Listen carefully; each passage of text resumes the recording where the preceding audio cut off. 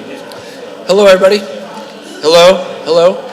Can I call to order the Board of Supervisors, Tredyffrin Township public meeting for July 20th? We start with a Pledge of Allegiance. I pledge allegiance to the flag of the United States.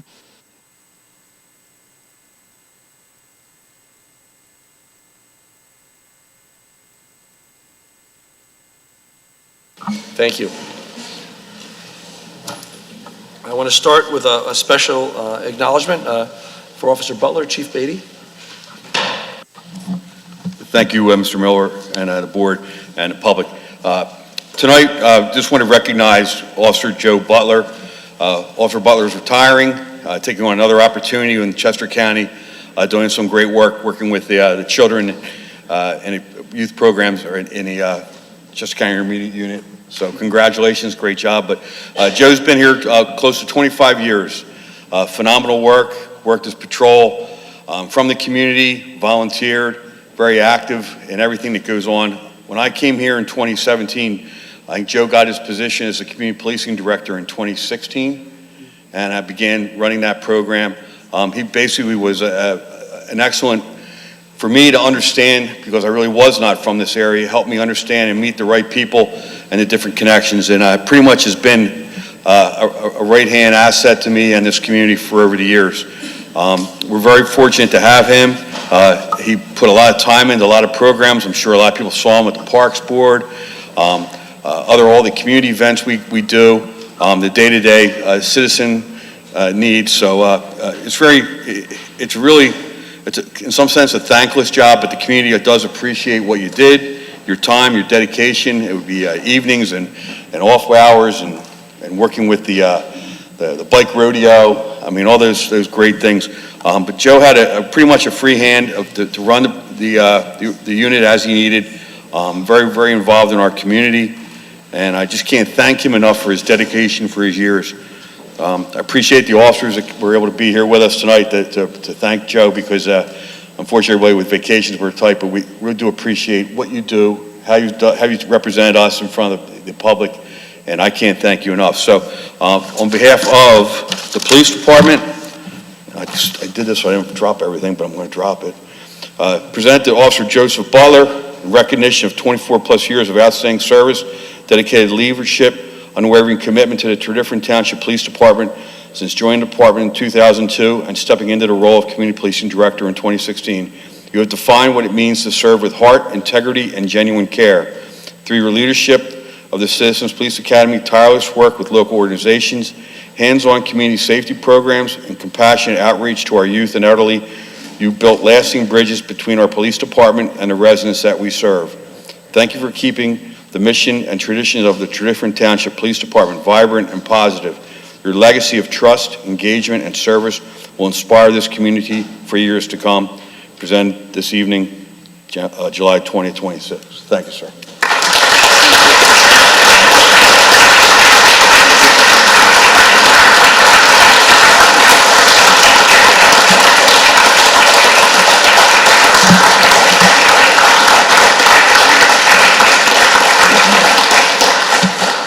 If I could also, just wanted to make sure from Joe's outreach, our state representatives got together, Senator Comita and Senator Katie Muth, to have a certification before the state Senate, congratulating you on your years of service. Once again, thank you. They apologize for not being able to be here, but they wanted you to have this. All right, there's that.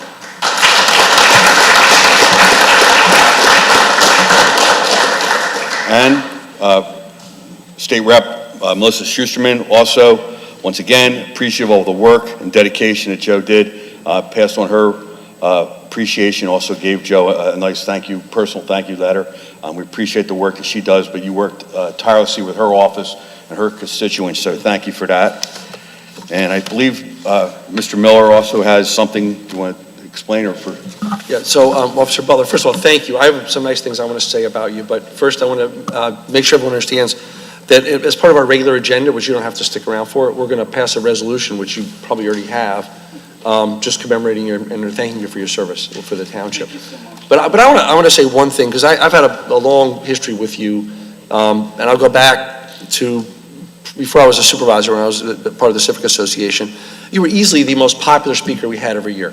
He would come every year, every other year, and talk about policing things. We talked about, I still remember, he came to talk about, we had a couple of purses got stolen out of cars in Wilson Park, and he came to talk about it, and he was reassuring, he was calming, he was clear on what was going on. He took all the questions people had. He explained that, how did they break into the cars? Well, they didn't actually break into the cars. Well, how did they know the cars weren't locked? Well, everyone drives luxury cars, and the mirrors fold in when they're locked. So if the mirrors aren't folded in, they know your car. It was like, the way you explained it was like not, it was clear and nice. It wasn't like, are you kidding me? Which was fantastic. And I think you did also, we had some break-ins in Chester. You remember kind of a history of this. Every time you came to talk to us, you left people feeling calm, that our police understood what the issues were, that they were on top of it, and we had a friend. So I just really want to say we're going to miss you. And thank you. Thank you.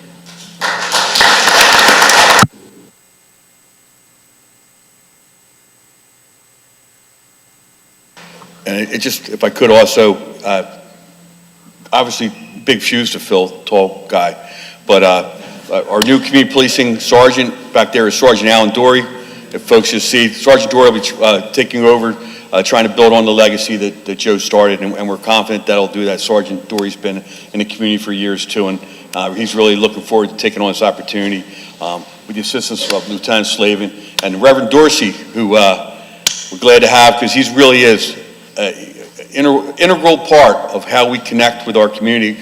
And anytime there's something bad happens, Reverend Dorsey comes out. People don't realize it's a volunteer position. The Rev will come out on any kind of like a serious incident if the officers think it's good to have another form of communication. Somebody, his delivery is just, it fits in our community. He knows the community, and it's great to have him as a resource and asset. And for him to take his time again to appreciate Joe and the department, we can't thank the Rev enough. But Joe, you want to say anything? You got the mic. Yeah, thank you, Chief. I just wanted to say real quick that it has absolutely been an honor to serve the township residents of Tredyffrin, to the Board of Supervisors, and to you, Chief, and the police department. It really has been an adventure. It's gone by very, very fast. And I've been here since I was a kid. I was a police explorer with the Tredyffrin Township Police Department. I was a college intern. I was a Berlin firefighter EMT. And it's going to be really hard to leave all of you and go back to Downingtown. So this has been an integral part of my life for pretty much all my life. So I'm just very thankful to all of you, and thank you for the support. And I had a great time. So thank you.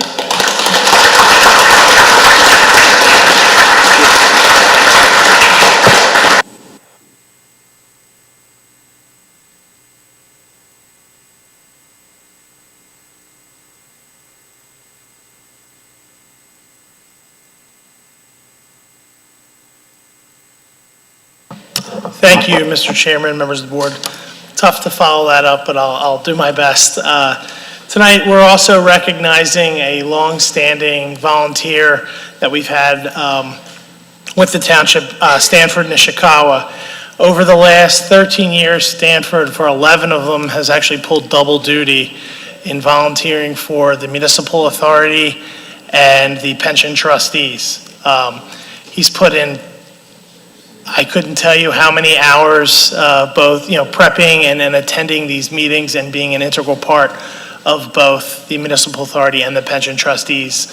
I remember when the township sold Valley Creek, the trunk sewer, having to, in the middle of the day, run legal documents up that Pat prepared up to Stanford's house to have him signed so we could get them filed and in, and he was always available, always welcoming to help out in any way we can. And unfortunately for the compliance world, he had to step away, but we are incredibly thankful for all the time that he has given us over the years, and there's no way to say thank you other than present this plaque.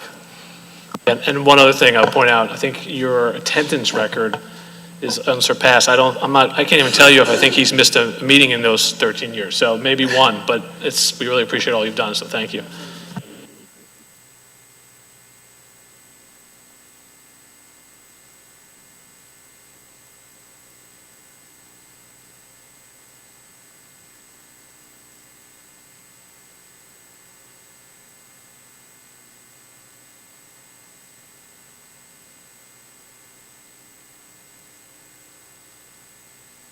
Yeah, thank you, Stanford. I just want to add that he's been a fantastic, I'm the representative for the pension trustees.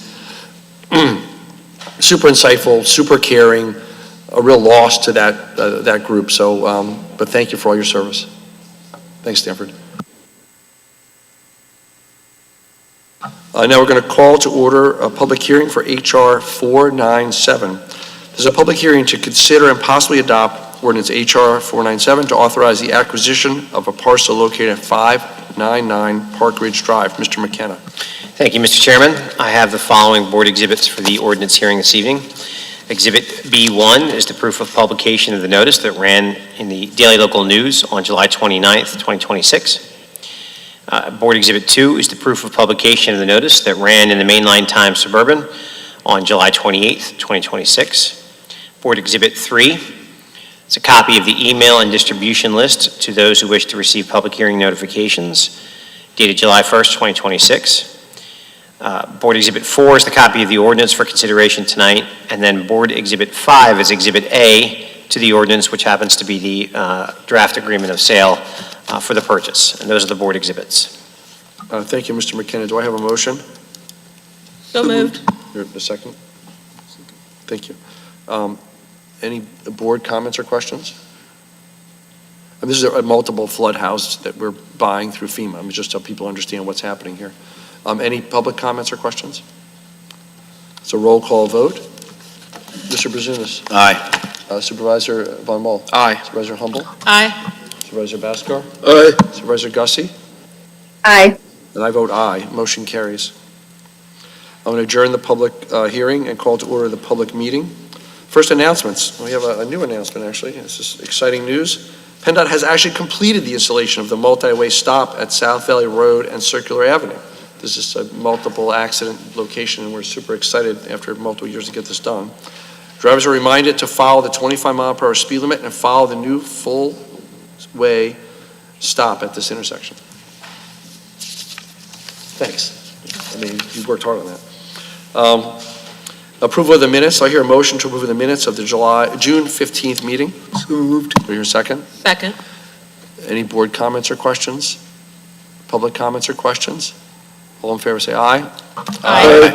Any opposed? Motion carries. Now we're going to township business. The board met in executive session prior to this meeting to discuss personnel matters. We're going to do supervisor liaison reports. Supervisor Brazunas. Just a couple items, Mr. Chairman. Planning Commission, most significant item coming out of that during the past 2 months, Johnson Matthey has a couple properties on Devon Park Drive. They're looking at doing a modest addition to the existing building in the rear of the property. Johnson Matthey's worked with the township staff as well as been in communication with the Planning Commission regarding this project. Probably the most significant thing coming out of it is listening to the residents in the adjoining neighborhood, especially in the Avonwood development off of West Valley Road that abuts the properties, just if you get over the train tracks behind the business there. So there's a follow-up regarding noise that will occur once the project is completed as far as measuring sound to make sure some of the measures they will be taking during the project are followed through on. So we're appreciative to the Johnson Matthey team for doing that. And also for the residents for voicing their concerns and getting things registered on the record. It's very important. The only other item, Tredyffrin Easttown Fire Commission. There's a number of folks here tonight. Just a refresher for those that aren't familiar, Tredyffrin and Easttown Township are operating in a cohesive fashion as it pertains to fire and EMS. There's 3 members from Tredyffrin Township that serve on the commission. That's myself, Chairman Miller, and Supervisor Gossi. And in Easttown Township, there's 2 representatives. So it's a total of 5 supervisors between the 2 towns that work together to work on issues of fire and EMS, as well as collaborating closely with the senior staff in both townships. Two things coming out of our most recent meeting, working on 2027 budget with Radnor Fire Company, Berwyn Fire Company, and Paley Fire Company. That's ongoing discussion right now. And then as far as the Chief of Fire and EMS position, that process is moving along. We anticipate probably by August at the latest September having that process completed. And that's all I have this evening, Mr. Chairman. Thank you, Supervisor Brzunas. Supervisor Von Mol. Thank you, Mr. Chairman. First, the Municipal Authority was scheduled to have a meeting on July 15th. That meeting was canceled due to a lack of business before the board. The next Municipal Authority meeting will be October 21st, 2026 in this building. Second, the Library Foundation held its annual meeting in June. I was unable to attend. Supervisor Johnston Pugh attended in my absence, and she was planning on giving report this evening for that. With regards to some items I covered for other supervisors, in June I covered the Planning Commission meeting for Supervisor Brzunas. Of note on that was the project at Russell Road, the Twins development. This was a project that included a lot of utilities, stormwater facilities, landscaping, and site improvements. The commission also decided to refer a future matter regarding Russell Road and its parking situation that will be sent over to the Traffic Committee for consideration at their next meeting, and the Russell Road Twins Development Project was approved. You already heard that the Planning Commission had a meeting after that. So that's the update from that. For the Parking Committee, or excuse me, the Traffic Committee met in June. They heard several resident traffic and pedestrian safety concerns, including some requests related to Old Eagle School Road, North Wayne Avenue, Hollow Road, Russell Road, and Harrison Road over by Valley Stream Circle. Staff are evaluating a request for traffic signal timing. There's further discussion that's been had about sidewalk and crosswalk improvements around Russell Road. And the committee has supported adding no parking signs over at Harrison Road and Valley Stream Circle. The next meeting for the Traffic Committee will take place in September.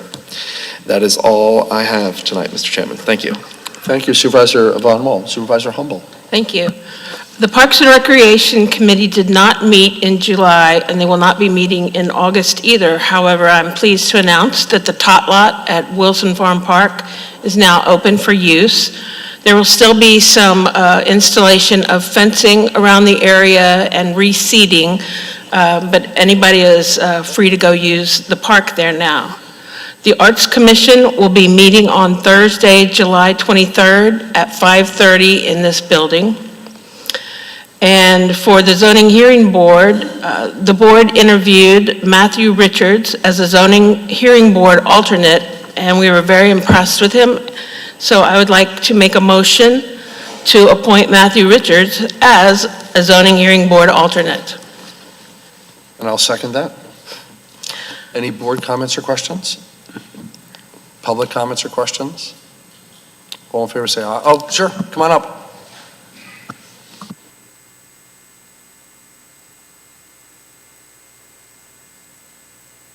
Roland Johnson, Paoli, Pennsylvania. I don't know if it's appropriate to ask this time, but you mentioned about Wilson Park being opened now. The tot lot is, yes. Yes, okay. The last time that I was here, since you mentioned Wilson Park, as a taxpayer, I think I have a right to answer the question. I asked the people here on the supervisors if all of them within the next time in the meeting could go to Wilson Park.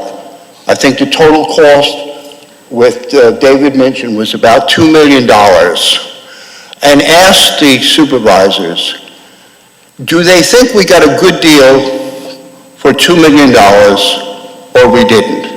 Now, I'm not going to ask you a gotcha question, but I was there, and I've been there, okay? One of the things that was never done for $2 million, there's a putting green up there. I don't know how many of you have seen it. Terrible, okay? You know how many people play golf in the United States? This is AI.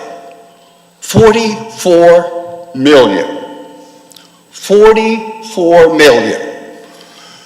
We spent, not my words, from David, $2 million on the renovations, et cetera.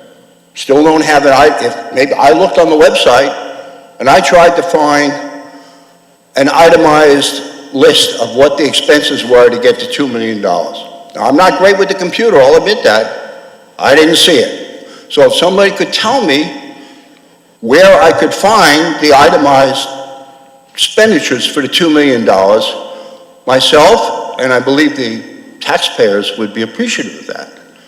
And I don't understand why $2 million, we couldn't update that putting range. Now, I took pictures of it for anybody who wants to see it. All that needed to be done was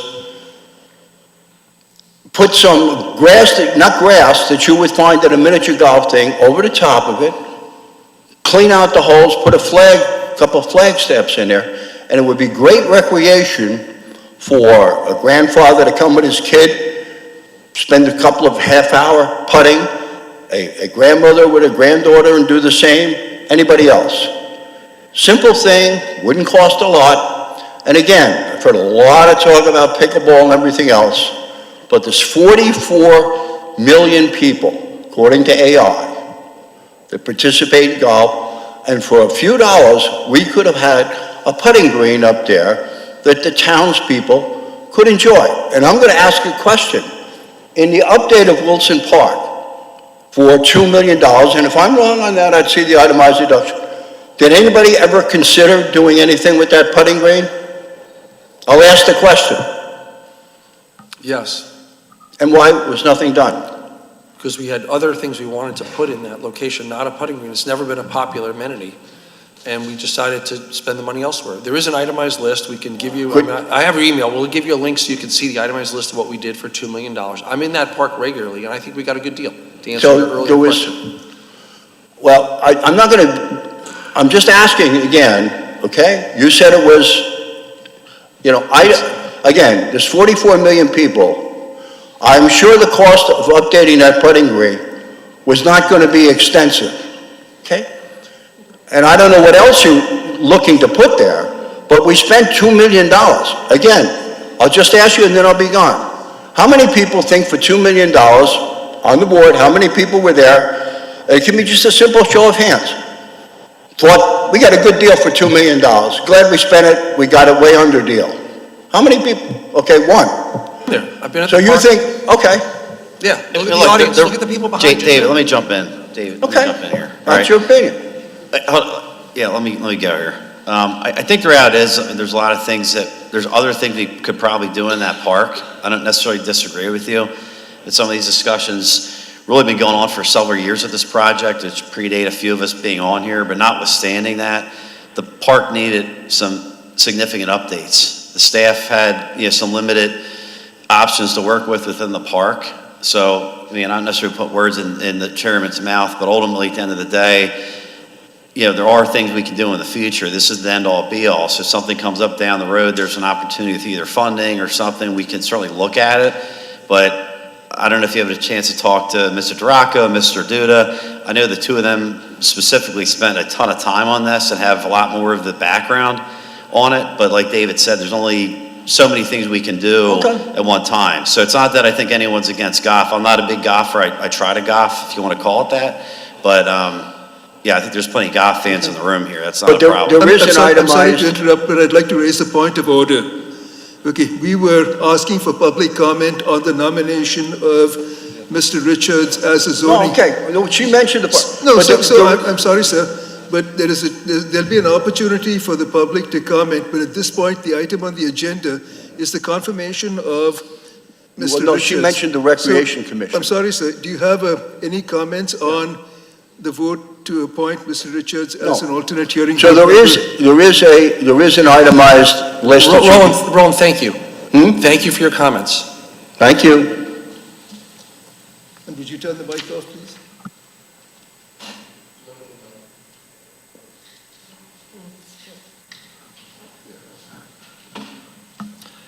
Thank you. Any other comments on the appointment of Matthew Richards to ZHB?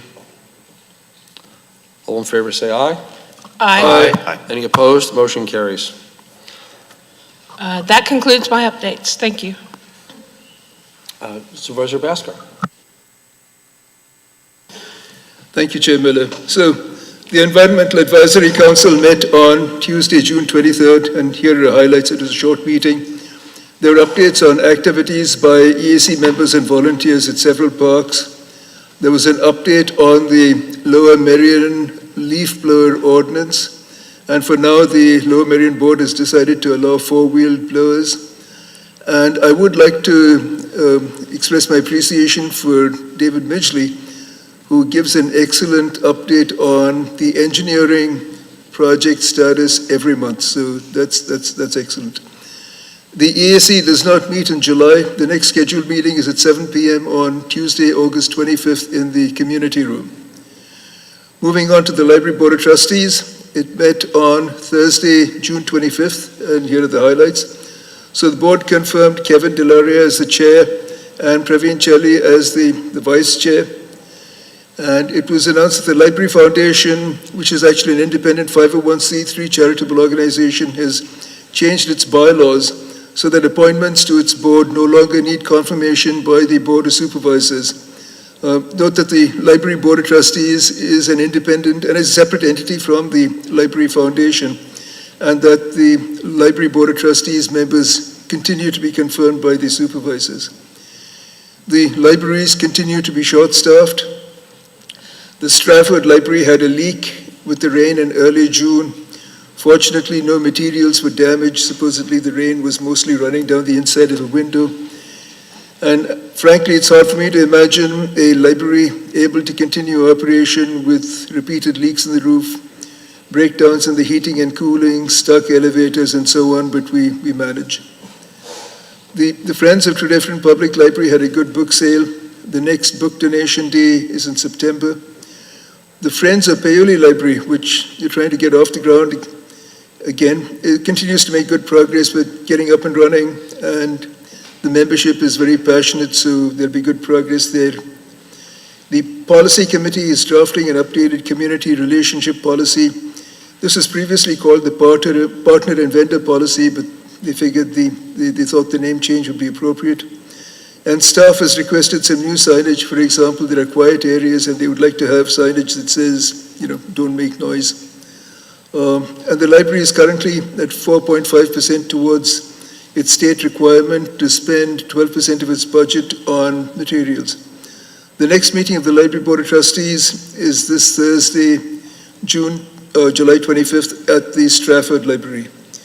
Moving on to the Historical Commission, there was a Historical Commission meeting scheduled for July 9th that I covered for Dr. Gussie.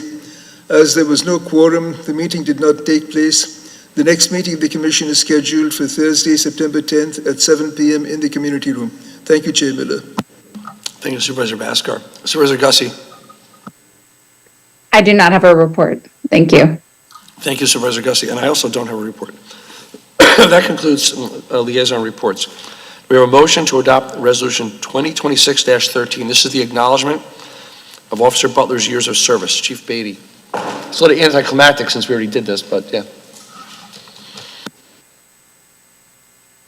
I actually gave him my copy of the resolution, sir. So the signed copy went with Officer Butler. But respectfully requesting, and as was read, dedicated to the community, and pretty much just reads as that plaque did. It's Resolution 2026-13, which was incorporated in the minutes. Respectfully request the board's approval for that resolution. Thank you, Chief Beatty. Do I hear a motion? Motion. So moved. Do I hear a second? Second. Any board comments? You already heard my comments. Any resident comments? All in favor? Oh.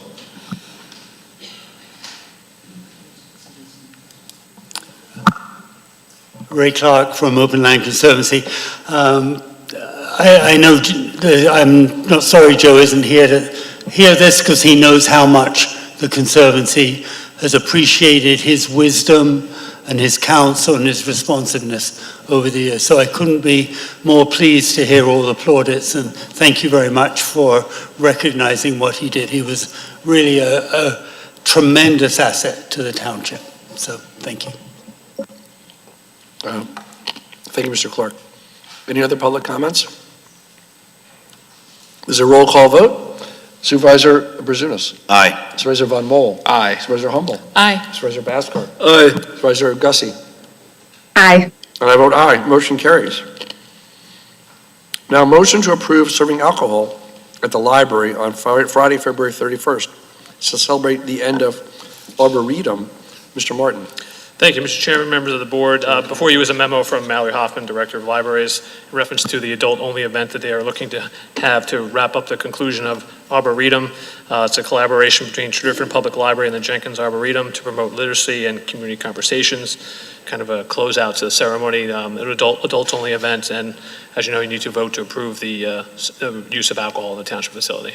Thank you, Mr. Martin. Do I hear a motion? So moved. Do I hear a second? Second. Any board comments?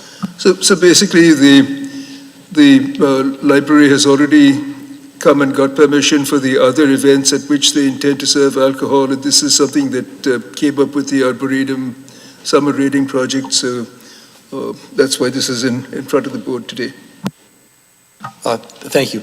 Any other board comments? Public comments? All in favor, say aye. Aye. Any opposed? Motion carries. Motion to approve the Historic Commission's America 250 reenactment camp in Tea Garden Park on September 18th and 19th. Mr. Martin. Thank you, Chairman Miller, members of the board.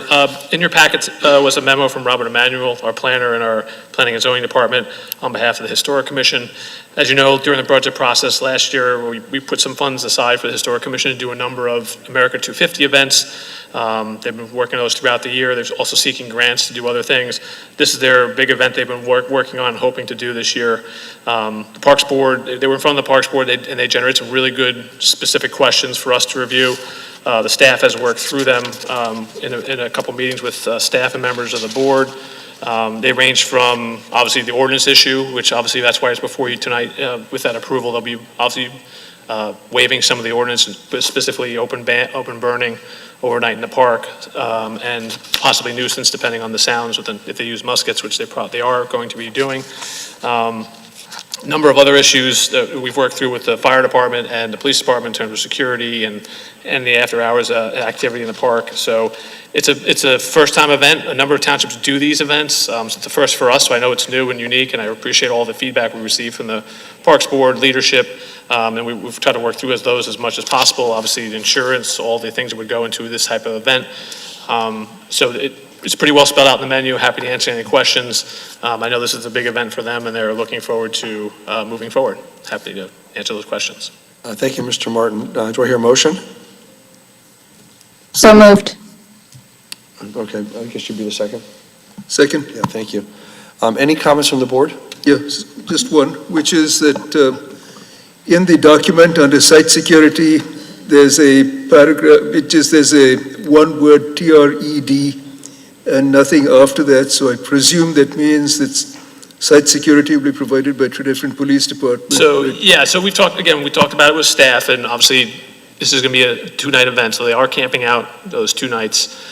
Friday, arrive Friday, it's Saturday, they leave Sunday. So the police will be aware, there'll just be an extra patrol, and this will sound silly, but they actually have their own pickets, so they have security, they do the whole thing, like they will be out protecting their camp, so they would be aware of things that happen, they would call the police. So, but the police are aware, they'll just make an extra patrol, but all those things would be addressed. And just to answer part of that question also, as I've spoken with Chief Beatty and I've spoken about it, and you've handled these kind of things before, so you're familiar with how the reenactment things go. From a previous job in White Marsh Township, Hope Lodge had very similar encampments, and they were very well received. No issues at all, and it was the participants they get back into the period and they enjoy the camaraderie, and it's a nice way to celebrate, especially with the 250th year anniversary birthday. It'd be great. Thank you, Chief Beatty. I mean, just so people understand, we're trying to educate the residents and give people a chance to understand that we in Tredyffrin Township, we're actually occupied by an invading force, the British, and really give a chance to see it in person and experience it and talk to the reenactors. So that's the purpose of this. This is the first time we've done something like this in the past. I think we've learned a lot through the comment process here about the questions and concerns that people have had, which have been super helpful. And we're trying to address all those things and make it a really fun, successful, and really educational thing for our residents. So that's the idea here. Any other board comments? Yes.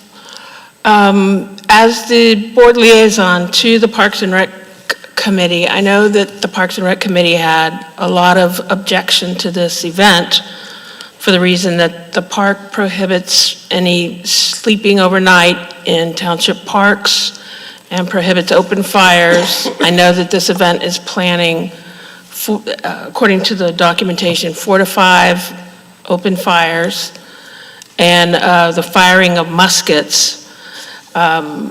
Additionally, it's very, very close to other residences. The documentation says that they want to set up on the part of Tea Garden Park between Winston Way, which is a small street, and Trout Creek. And it stated that they want to prohibit or seriously limit resident parking along that street in order to accommodate this event and to set up handicap access there via Winston Way. However, if you look at the little bridge that connects that green section of the small part of the park on Winston Way to the larger part of Tea Garden Park, it's not accessible by wheelchairs. It's one person can make it, walking single file.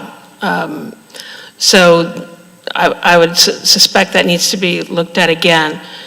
And I have a great deal of respect for our historical commission and what they do and how historical this whole township is. I get it. I always feel like township residents don't realize just how special this area is. And I know that that's what they're seeking to do with the reenactments.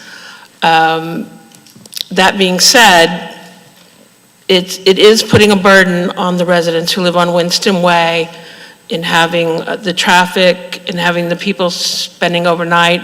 Some people thought it would be cool, so long as they weren't firing off guns or muskets.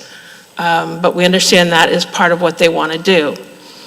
And I get it, this is the township seeking to use township property for the benefit of township residents. This is not another group coming to the township saying, please let us sleep over for our own benefit. So I do understand that. And then finally, in the documentation, it states that this is considered a mere rehearsal for next year when they want to do a much bigger camp-in and reenactment, because next year, September 2027, will be the actual 250th anniversary of the British troops camping out there. So I understand all that. This is, no disrespect to the Historical Commission and the people on it and everything they do, but it feels like it's asking a little too much for that section of the township. So those are my remarks. Vice Chair Humble, I can address that was the original location. They're not going to be at that location. They've moved that. We were aware, again, those are the concerns that came up through the questions through the Parks Board. It's not going to be on Winston Way. It's going to be on the other side of the trees by the pavilion in Tea Garden Park, and they're only going to access through the parks. They take away that issue for the neighbors. And you are correct. This is kind of a trial run to see if this all works out well, do we want to do a bigger event next year? So you are correct. So this one calls for 30 reenactors, so how big would next year's be? I don't know. This is the one we're working on, and I think there's just I don't know how many members. We'd have to get that detail, but this is for this event, and that's why we're going to test the waters if the board so chooses. And that's why we try to address as many of those concerns as possible with the handicap access and all that, and get it away from having people come and park on Winston Way, so it's in the park for those 2 days. But it's not by Wilson Way. We did move it away from that spot. Okay, I'm just saying what's in the documentation. Yeah, It's not updated to reflect that. Yeah, that's a fair point, but that's not there. That's not what we're doing. Thank you. If that helps. Any other board comments? Yes. So looking through the documents that were presented in the agenda, I'm noticing here the event schedule, and it's indicating that it looks like programming will run from 10 a.m. to about 4:30 p.m. on Saturday, and then resume at 10 a.m. on Sunday, and close at 3 on Sunday. Do I have that right? So I guess my question is there an explanation for the operational necessity of the encampment? That's their program they worked out with the Historic Commission. I don't know in terms of their operational necessity, if that's generally what they do. They have it open. They have 2 times they're going to do the musket charge and then be open for people to come and visit and talk to the encampment people. Oh, certainly, I can understand that, but I guess the question I have is that it's saying here that the program is ending at 4:30 and then resuming the next day at 10 a.m. So if this is being done to serve the public for a historical reenactment and study of the history of the British encampment here, what is the purpose then of staying in the park overnight if they are not holding programming there? That's what they do. I don't want to answer for them and the Historic Commission. I didn't, that's what reenactors do. They camp out for the weekend and they're in the role from the moment they get on that field till they leave. But it's certainly, that's something you guys have to decide if you want them to do that. Okay. I'm also noticing in the packet here, it made mention about regulations or permits that may need to be waived. Does the staff know any specifically which regulations they're proposing to waive? The open ban requirement, possible nuisance ordinance. Okay. And the parks ordinance in reference to staying overnight in the parks. Okay. And then I guess my final question, did the Parks and Rec Board provide a recommendation regarding this event? We had a meeting, I wasn't at the meeting, but they talked about it and they gave us a question, they have not made any recommendation. Parks and Rec Board refused to approve this item, so it's come directly to the board. Okay. Thank you. I think that's all the questions I have at this time. Thank you. Any other board comments or questions? Chairman Miller, I just had a couple. As far as the parking, where are we directing the reenactors to park? Because I guess what I'm driving at here, I'd like to see it happen. I'm just trying to understand. If we're trying to get the public engaged in this, we all know Tea Garden parking is limited. So if we're parking 30 reenactors in the lot, where are they going? No, they're going to shuttle. Okay, they're going to shuttle. Here at the administration Okay, building. good. They're just All going to unload Friday, park their cars off sites. They will not be parking there other than to pick up and clean up at the end. Okay. And I know they're doing efforts to bring awareness to this. So what are we doing as far as utilizing the digital signage we have to alert folks to, hey, this event's going Sure. on, If it's approved by the board of supervisors, part of that, we have those digital Yeah. signboards. As we get closer, we'll make sure the neighbors will certainly receive a notification from us. Okay. Obviously, specifically if they do the musket charge on those two points throughout the 2 days. And then, obviously, we'll have signboards up ahead of time in the area to make sure people are aware of the event. Okay. And then the last item, I know there was discussion about the locations. We obviously appreciate the Historical Commission and you and everybody working on this to get it off of the Winston Way. So where they're going to be set up, I guess, do we feel that's the best location in the park as far as getting people to see what's going on? Because I hate to do this and then nobody does that. Nobody goes to it. You know what I mean? They need space, so that's the best spot, and they're going to delineate part of the field where they do the charge. But that's so it can be accessible as much as possible. Winston Way wasn't the best idea at all, to be honest with you. Okay. This is a much better spot because then you'll be in the park. Okay. Yep. And I know with the campfires, Darren's good with remediating that and everything? Yeah, correct. Okay. Yep. All right, thank you. Just one other thing I wanted to call attention to. This has been advertised in the Township magazine as happening before it has been approved by the board. So that's of concern to me and to Parks and Rec Board. I just wanted to say that. I think the Historic Commission has apologized like 16 times for getting ahead of us. So I don't think there's any, we know that, and it's a mistake. They know they made a mistake. I don't know how else to tell you. I wasn't there, I didn't do it. But they've said they're sorry like 16 times, so they're legitimately know they made a mistake. We're trying to catch up. I think there's no confusion in anyone's mind that this event doesn't happen if we don't approve it. So that's just to be clear, that's where we are. That's why we're discussing it, okay? Thank you. Yeah, and I'll just add that I think this is a positive event for the community. I hope we do approve it. I think that all of the comments we've gotten so far from the Parks Board and otherwise have been very helpful to help fine tune it. And I think that conversation should continue to make sure it's the best event for the community. And I think all the questions so far, we have found solutions for, and I hope that that continues. I think that's a really good point, Julie, is we are definitely open to feedback and ideas, and if there's other things we can do to remediate any impacts, we're trying to work with the public to make that happen. I can say from personal experience, I've slept in a lot of township parks, well, you probably have too.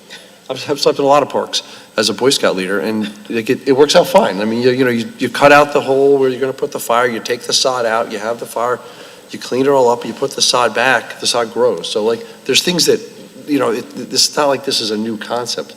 And I know that we don't do it in Tredyffrin. I know we don't do it in Tredyffrin Township, but in other townships they do, and it works out fine. So I'm hoping we approve this as a thing for the township residents to understand a little more of our history. But anyway. David, sorry, one more.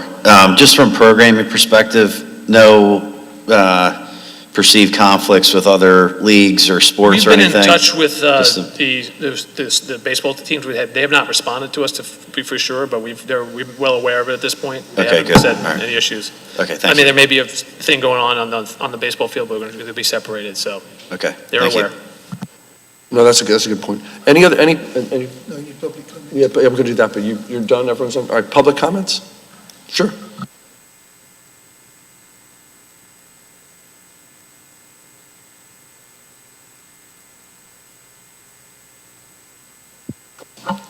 This is Margaret Van Arsen. I'm very intrigued with this, but I'm just trying to figure it out as you have been describing it. Is it something that there will be an audience for, like the public can come and be there and watch, and then the people and actors of the various events will be on a stage or in the environment, that they will be acting through the environment, and that there'll be a place for the audience to watch it So the only specific organized event will be the musket charge. I think that's on 11:30 and 1:30ish on each day.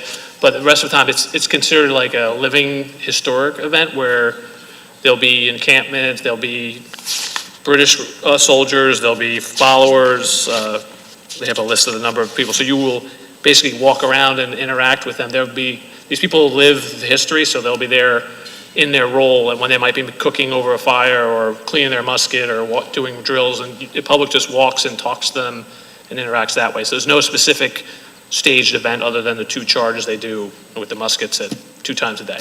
but people can come in. Yep. And the public can come in and then walk around Yep. and. That's how I understand. Yeah, I've never actually been to one, but that's how it's described to us. It's an Okay. open living history event where you'll talk to the women who are in the camp, you'll talk to the soldier, you'll talk to the footman carrying the whatever. So yeah, it's up to you to interact, and you could just walk and observe other than those 2 specified times.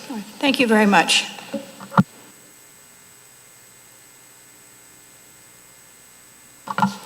Michelle Berger, ironically, Redcoat Lane.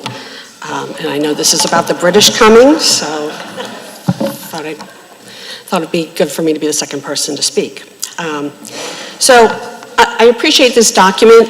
I have a role as being a newly appointed person, reappointed to the Park and Rec Committee.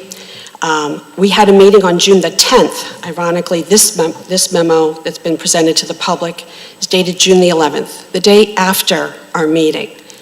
Park and Rec gave lots of questions to the 2 gentlemen that attended that meeting. This document, this write-up, should have been what was presented to Park and Rec that night.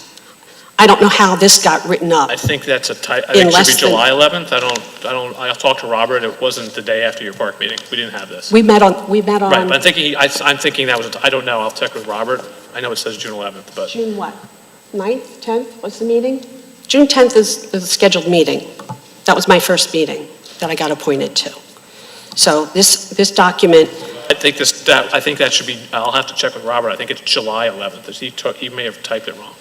You didn't put this together the day after your meeting. Gotcha. I'll I have to check understand, with them. I'm sorry, Yep. Bill. I understand what you're saying now. And in any case, this document would have been helpful for Park and Rec. It's water under the bridge, but this wasn't just thrown together in a month. And to advertise an event that you want buy-in from your volunteer Park and Rec community members, that you filter things through, and then it gets brought to the Board of Supervisors. It was disrespectful that this was not prepared and given to the committee. That's my first comment.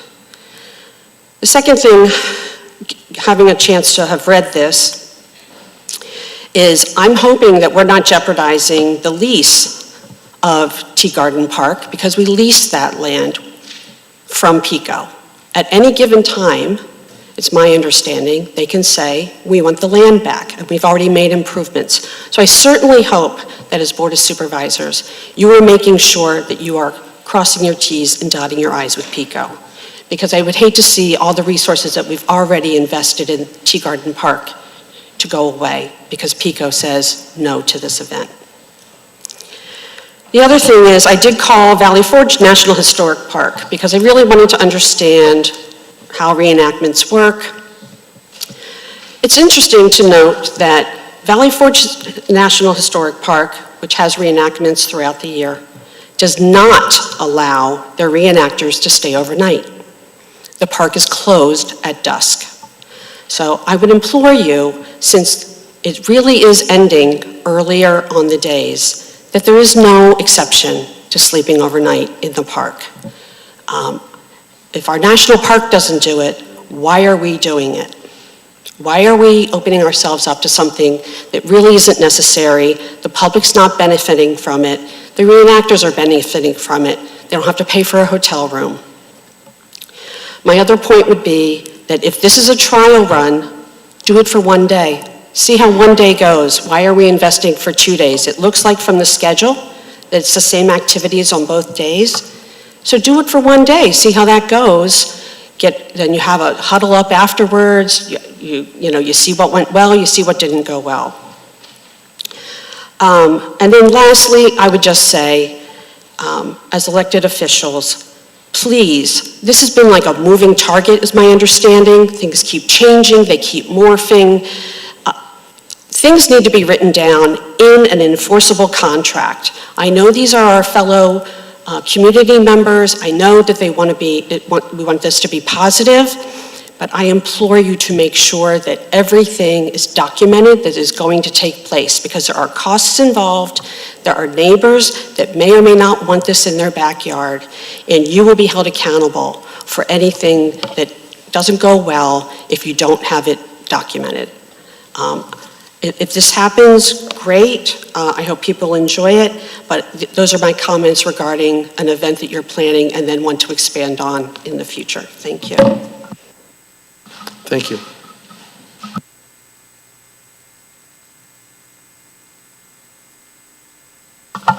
Good evening. My name is Diane Van Mall, Paoli, and I am the Chair of Parks and Rec. I want to begin by saying that I definitely can appreciate the importance of preserving our history in Tredyffrin. And I can also appreciate the work they do because I am an experienced event planner and I know what it takes to throw a large-scale event.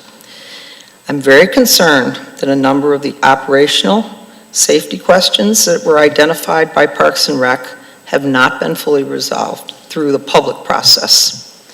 Our board spent considerable time reviewing the proposal, and we developed and submitted a very detailed list of questions regarding matters including overnight occupancy, fire safety, emergency access, sanitation, security, and other operational issues. How will this impact the people that normally use the park that day? What provisions are being made to them other than to say, we'll just put up a sign that that area is closed today? Some of these questions have been answered, but not all of them have been answered. And the board has never met in public to receive the questions that we gave and the answers to them. So it has not been approved by us. I think it was already mentioned earlier by one of the supervisors. That was my question too. If the event is scheduled till 4:30 and it is being promoted as educational for the township and the children, what goes on from 4:30 until the next morning at 10? That's a big gap, and I don't understand why we would justify treating this differently for a period of time where there is no educational purpose to it, and there is no public acceptance at it. The gates close at 4:30, and it opens again at 10.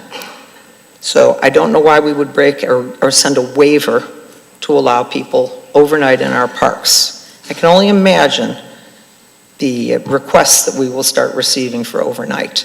And we cannot run this township on, well, we'll let this group do it, but we won't let that group do it. Although the supervisors can do that, I would not want to be in that position. That's a Pandora's box that would be opened. As a chair, I believe our boards serve really important purpose. They provide an independent public review of proposals, things that affect our facilities, before the matters come to the board. So I believe that we should be considered, and our approval, yea or nay, should be presented. We haven't done that. So this benefits any applicant. It benefits the township officials and the public, and it should always be followed. That is the precedent for Eagle Scout projects, for the Art Commission that wants to put things in the park, who, by the way, I would like to give a shout out, do an excellent job of giving a detailed following the script. That has not happened in this case. As was mentioned, this was already publicly advertised before it ever got any approval or was ever brought before Parks Board. No apologies were ever given, by the way, to Parks, so I appreciate that you received some. We have not. And there is more to consider than just Devon Stratford baseball that day in the park. There are dog walkers, there are playground users, there are people that use that area of the park. So we really need to consider everybody. It's not just baseball. So I just encourage the board to consider this event and make sure that, precedent is not being set by waiving things, because it will lead to more problems in the future. Thank you.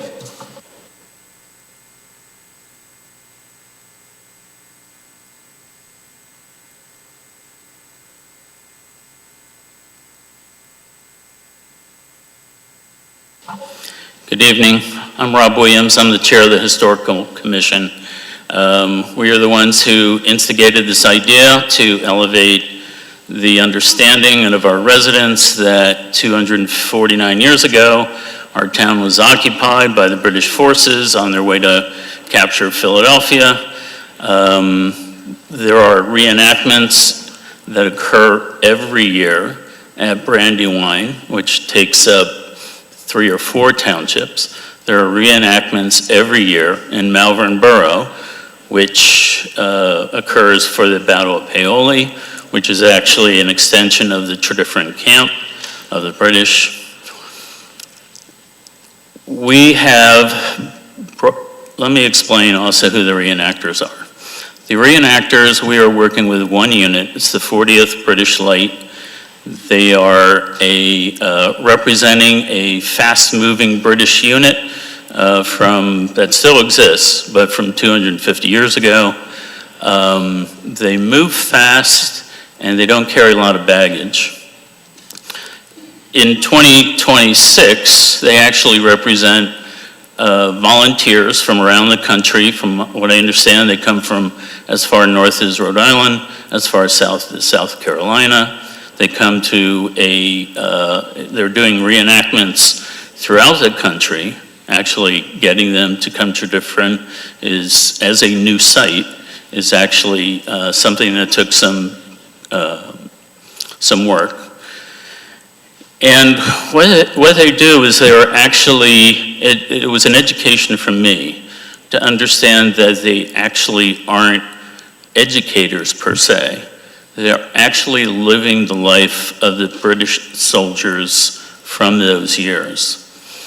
They sew their own uniforms. They practice the routines of the camp as it was 250 years ago. This is exactly what we'll bring to Tredyffrin to show our residents. I'm going to applaud our Conestoga High School seniors who did research this spring. We had 2 of them for our internship. And they did a study of the depredations. It's a fancy word that means what was taken. And the reason I mentioned the light unit is because they didn't carry their own baggage. They basically took from the land. And our high school seniors, working with the county archives, discovered, did the analysis to find that more than 50% of our 100 properties in 1777 sought reparations from the county for things taken. Things taken including grain, wooden rails, clothing. When we look at the map of our township, it means roughly 4,000 parcels of our 9,000 parcels were somehow affected by the British units in 3 days. This is a lesson we're trying to bring to Tredyffrin residents. It's not to have 30 guys coming from the country who want to play war in our yard. It's actually to bring the education that half of our township 250 years ago was impacted for a 3-day occupation by the British, who then 6 days later occupied Philadelphia. This story is not told in Tredyffrin. It's not known. I'm pleased to hear how many people now know it, but it's going to be reinforced by having this camp, by having our residents come visit, talk to the soldiers. And I'll add one thing that Mr. Martin didn't mention, is we, the Historical Commission, are also going to have our own programming.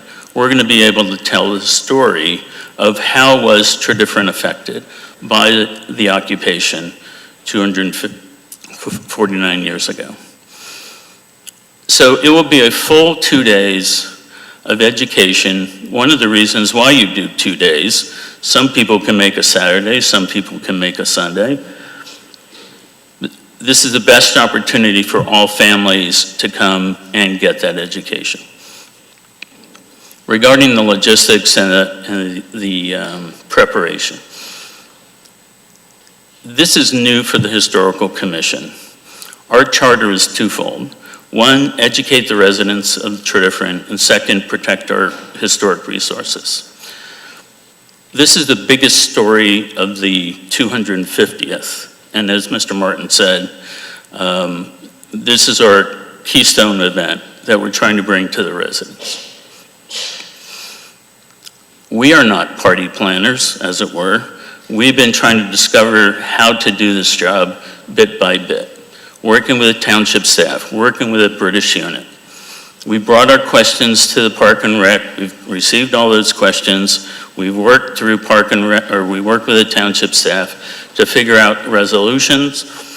We brought the reenactors to the township 3 times to figure out where is the best place to hold the event, and I think we have the right spot near the pavilion.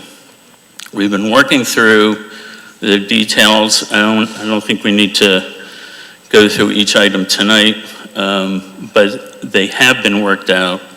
Any extra items we do need to, continue to resolve, working with staff, working with volunteers.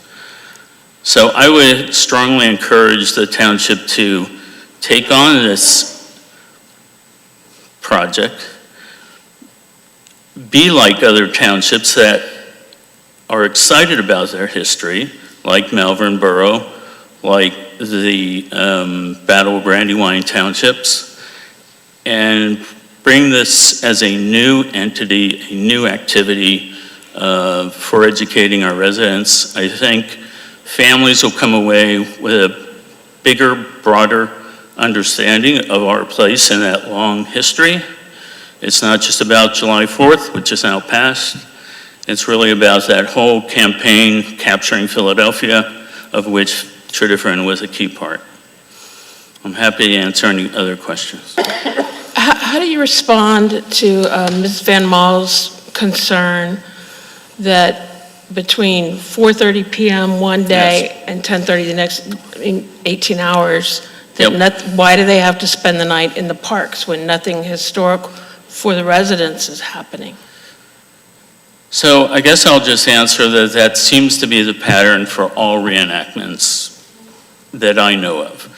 I don't find that, they're going to be building lean-to huts that are, exact replicas of what they built in the day. They basically didn't carry canvas tents with them.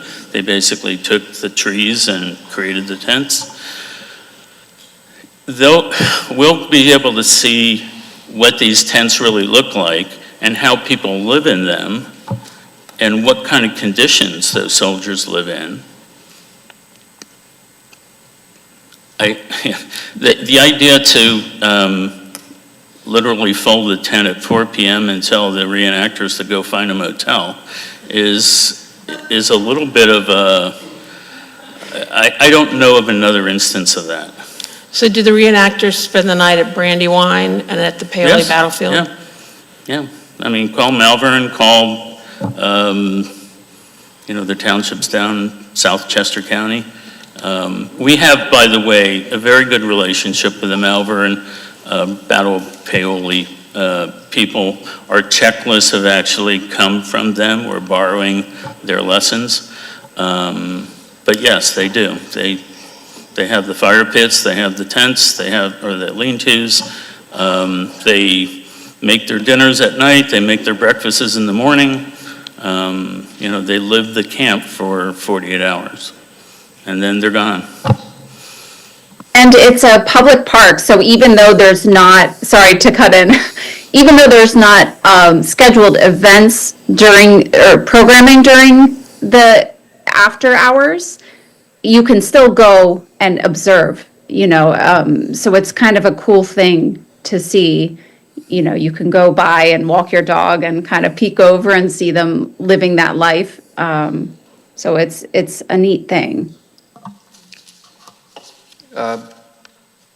So I have a question. This is going to be open to people coming in at night to observe?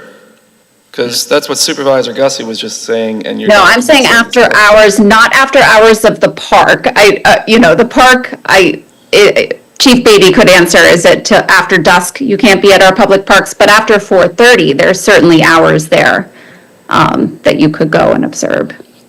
Actually, if I may comment, when you're camping, at some point you have to cook your dinner, you have to clean up. In the morning, you have to cook your breakfast, so it's perfectly reasonable to, you could argue about whether they should stop at 4:30, whether they should stop at 4:45 or 5:23 or whatever, but at some point you do need to stop and this is something that, we've done many times in the Boy Scouts, where you're camping overnight, you have to get ready for dinner, and that's not a time that you want people to be, visitors to be traipsing through. So it's perfectly reasonable to me that hours are set. We can always split hairs as to what the hours ought to be. Yeah, just to answer, I think, Supervisor Van Moel, your specific question. The programming, which would be documented with a schedule of events, would be from 10 and close by 4:30 on Saturday. Begin again 10 on Sunday, close by 3. Those are the scheduled events.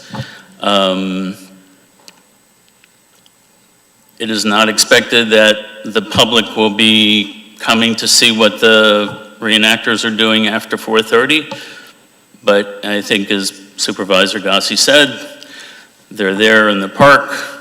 And I'll tell you something, these reenactors love to share. They love to explain what life was like, and for particularly in this case, British unit. They are here to help us appreciate what occurred 250 years ago. I think I have to say, I'm impressed with their vigor by which they look for exact details and how they do their own research and how they bring that into their encampments and in their practices, and how the officers and the listed, and Mr. Morton said, there will be camp followers, people who came along to support the Army as it marched through our region.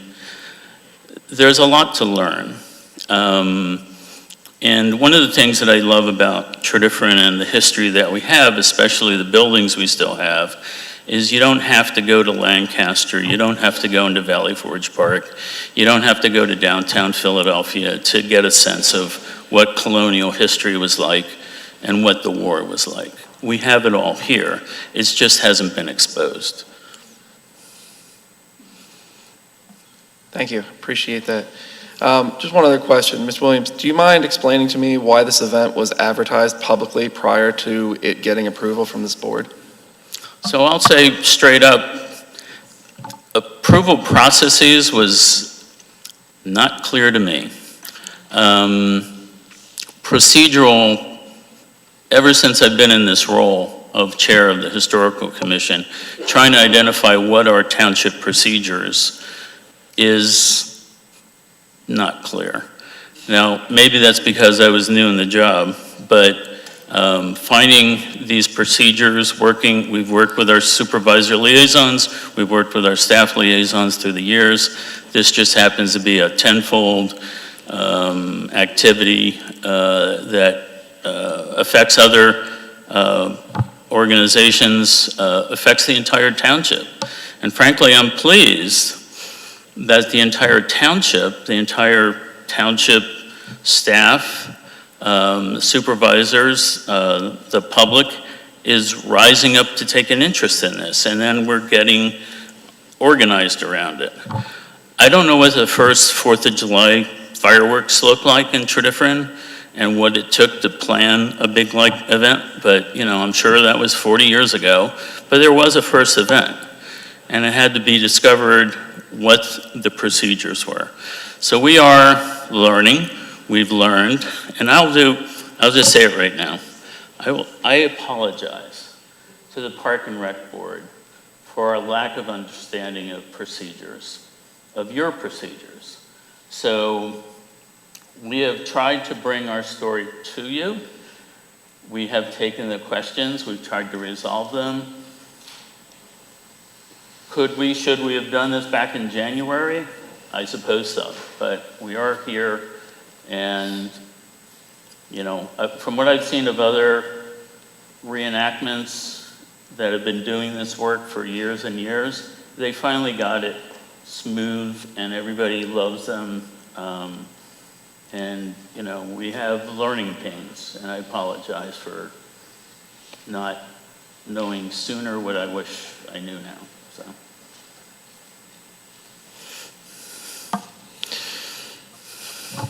So I guess the only thing I can just be left with is I can certainly understand not knowing the ins and outs of the township's procedures, but in general, as the only members of the township that are elected by the public, we pretty much would have to approve something or say, oh, we delegated that authority to. Yep.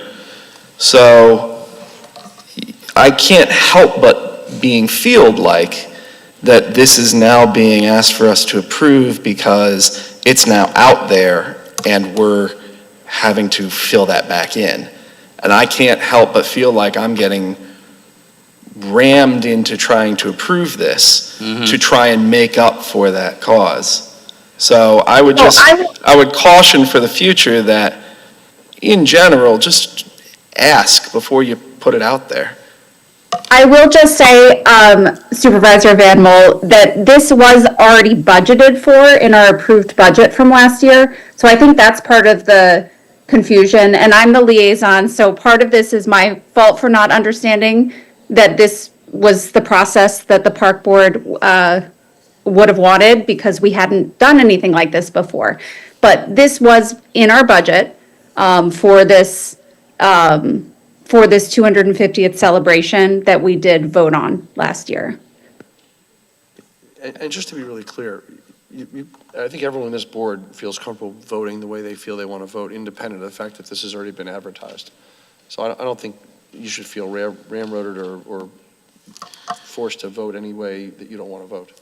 No, and certainly And Supervisor... we've made that clear multiple times. No, certainly, and to Supervisor Gussie's comments, I certainly appreciate that the board has made allocations to the Historical Commission in their budgeting process. I can tell you, though, as somebody who works for the state, there's a difference between setting aside the money and then authorizing that money. So I can appreciate that this has been put aside for. My reservations still stand. Mr. Williams, Well, I would encourage you to vote the way you feel you want to vote. Mr. Wi- Not feel you have to vote any way.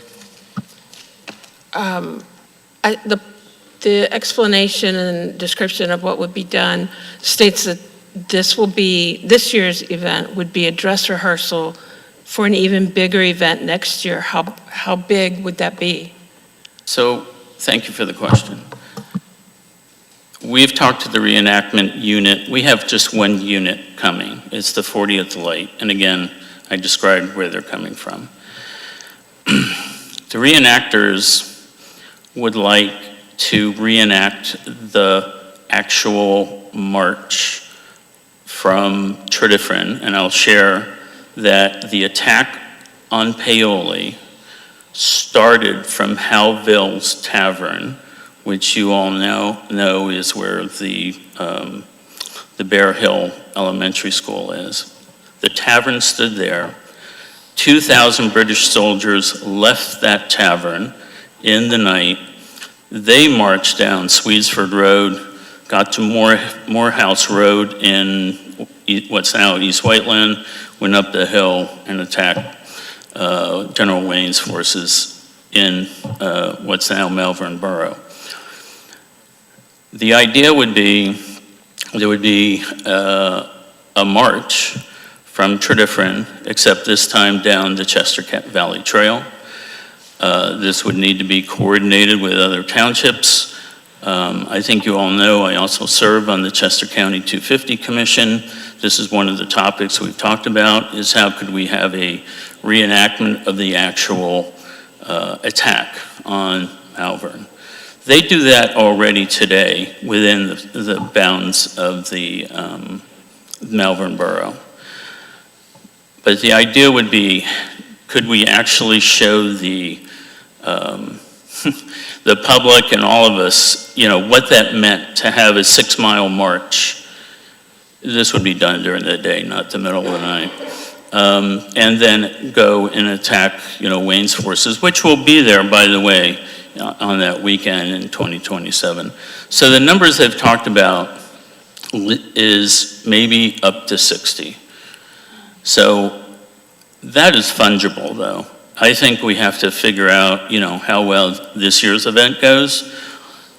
Do we want to repeat it? Do we want to host something like that? I will also say, I believe this would be a county-level event if, this one here in Tredyffrin is successful. The county has resources. There's money going into a county budget for next year for this work. So I don't know the exact number, and frankly, now that I know the procedure, we would start in October to present the detailed plans and bring those to all of you and township staff.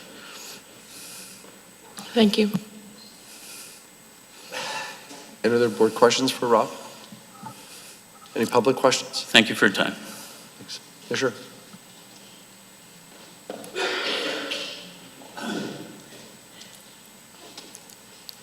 Ann Murphy, Environmental Advisory Council. As you know, we've done some planting over at Tea Garden Park, and my question is, where do they want to put the tents? Is it within that fenced-in area next to the pavilion, or is it outside, like in that open area that they use for sledding?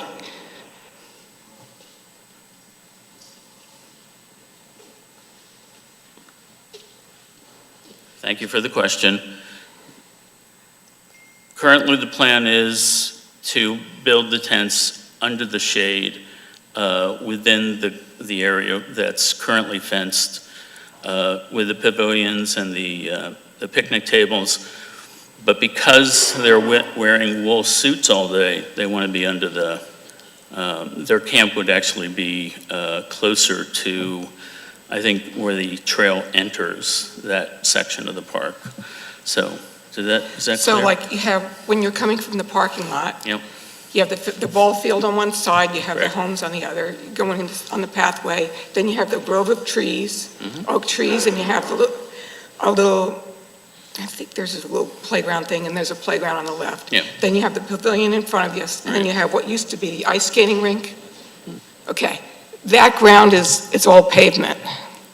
So like, we tried to plant trees, that whole green area by the pavilion. Now, I don't know, if you said you may be trying to go under the trees, but the area by the pavilion, we were not able to plant any trees there because when they took out the ice skating rink, they didn't pull up the pavement. So in a lot of those places, the grass is maybe an inch, a quarter of an inch deep. So can't see anybody putting tents or building fires in the area next to the pavilion, which is open. That's the point I was trying to make, because we try to plant trees there. So, and we only got a few along the walkway, so. Thank you. That's good to know.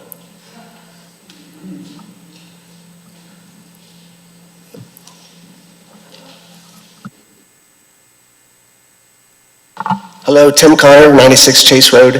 I have a rec park degree from Penn State. I love our parks, and I love and appreciate all you guys do for our parks. But I think this is a great idea. I think it's going to be a great experience. You give Bill's team and Chief's team, it'll be taken care of. I think it's going to be a great idea. Thanks.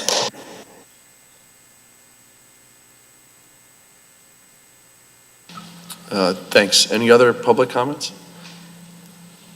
Could just Ann's question about the actual ground that's under, or what's under the ground where we're planning having, Rob, I think we should just follow up on this, right? This is a sort of important point. No, I believe you. I hear you. We should just, when we vote, we should just understand that we need to make sure it actually works in that specific area, or we may have to move it again. Yeah, I think that's a good idea to have a meeting with Ann just to go through. I'm trying to picture exactly, Ann, what part, and I'm not sure it's the exact part they're talking or not, but I think it would be very useful information as they fine-tune things if we vote on this. So we're fortunate, we have 3 members of the 40th Light who are local here, either working or living in our township or a neighboring township.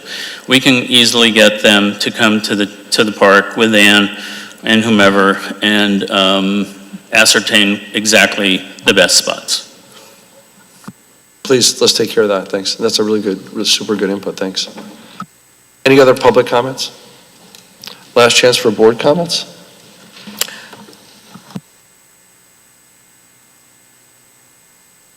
All in favor say aye. Aye. Aye. Aye. Any opposed? Nay. Nay. 4 ayes and 2 nays, is that what the count is? Motion carries. Thank you. Motion to adopt Resolution 2026-12, urging the Chester County Commissioners to restore and fully fund land use planning, county farmland open space, and park preservation programs they eliminated in the 2026 budget. Mr. Martin. Thank you, Chairman Miller, members of the board. This one's pretty self-explanatory. The consortium of township managers in Chester County, we meet monthly and talk about these issues. This is a really great open space grant program that the county has on and off supported. So really what the managers are spearheading is to encourage them through this budget process to make it a more permanent part of the open space grant program that the county offers. It's a real good program, and a number of our parks would be eligible for this grant, so we certainly would like to have them restore it in the 27 budget. I know I'm super supportive. Do I hear a motion? So moved. Do I hear a second? Second. Thanks. Any board comments or questions? Again, I'm super supportive. Any public comments or questions?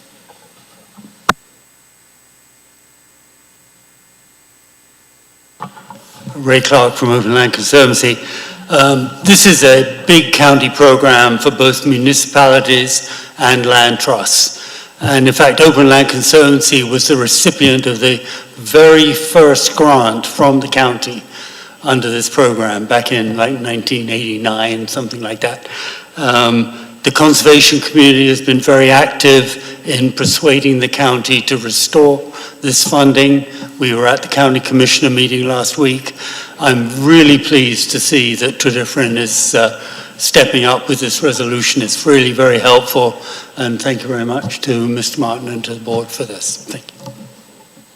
Thanks, Ray. Any other public comments? There's a roll call vote. Supervisor Bazunas? Aye. Supervisor Von Wall? Aye. Supervisor Humble? Aye. Supervisor Basco? Aye. Supervisor Gussie? Aye. And I vote aye. Motion carries. Motion to approve the proposal dated July 7, 2026 from N.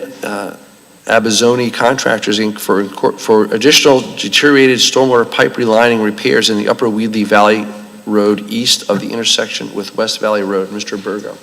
Chairman Millers and members of the board, as you are aware, we are involved in a large stormwater project on Upper Weedley Road in Willis Lane. We have been working with N. Abenizio as our contractor. They've already installed a number of stormwater improvements, underground stormwater infiltration bed, a large above-ground basin, a series of underground stormwater pipe improvements on Willis and Upper Weedley. As part of the project, as we go through, Public Works recently identified an area on Upper Weedley just adjacent to this site where we have about 587 linear feet of 20 and 24-inch pipe, corrugated metal pipe once again that is severely deteriorated. There's actually a hole in the road right now that actually settled because of how bad the pipe is.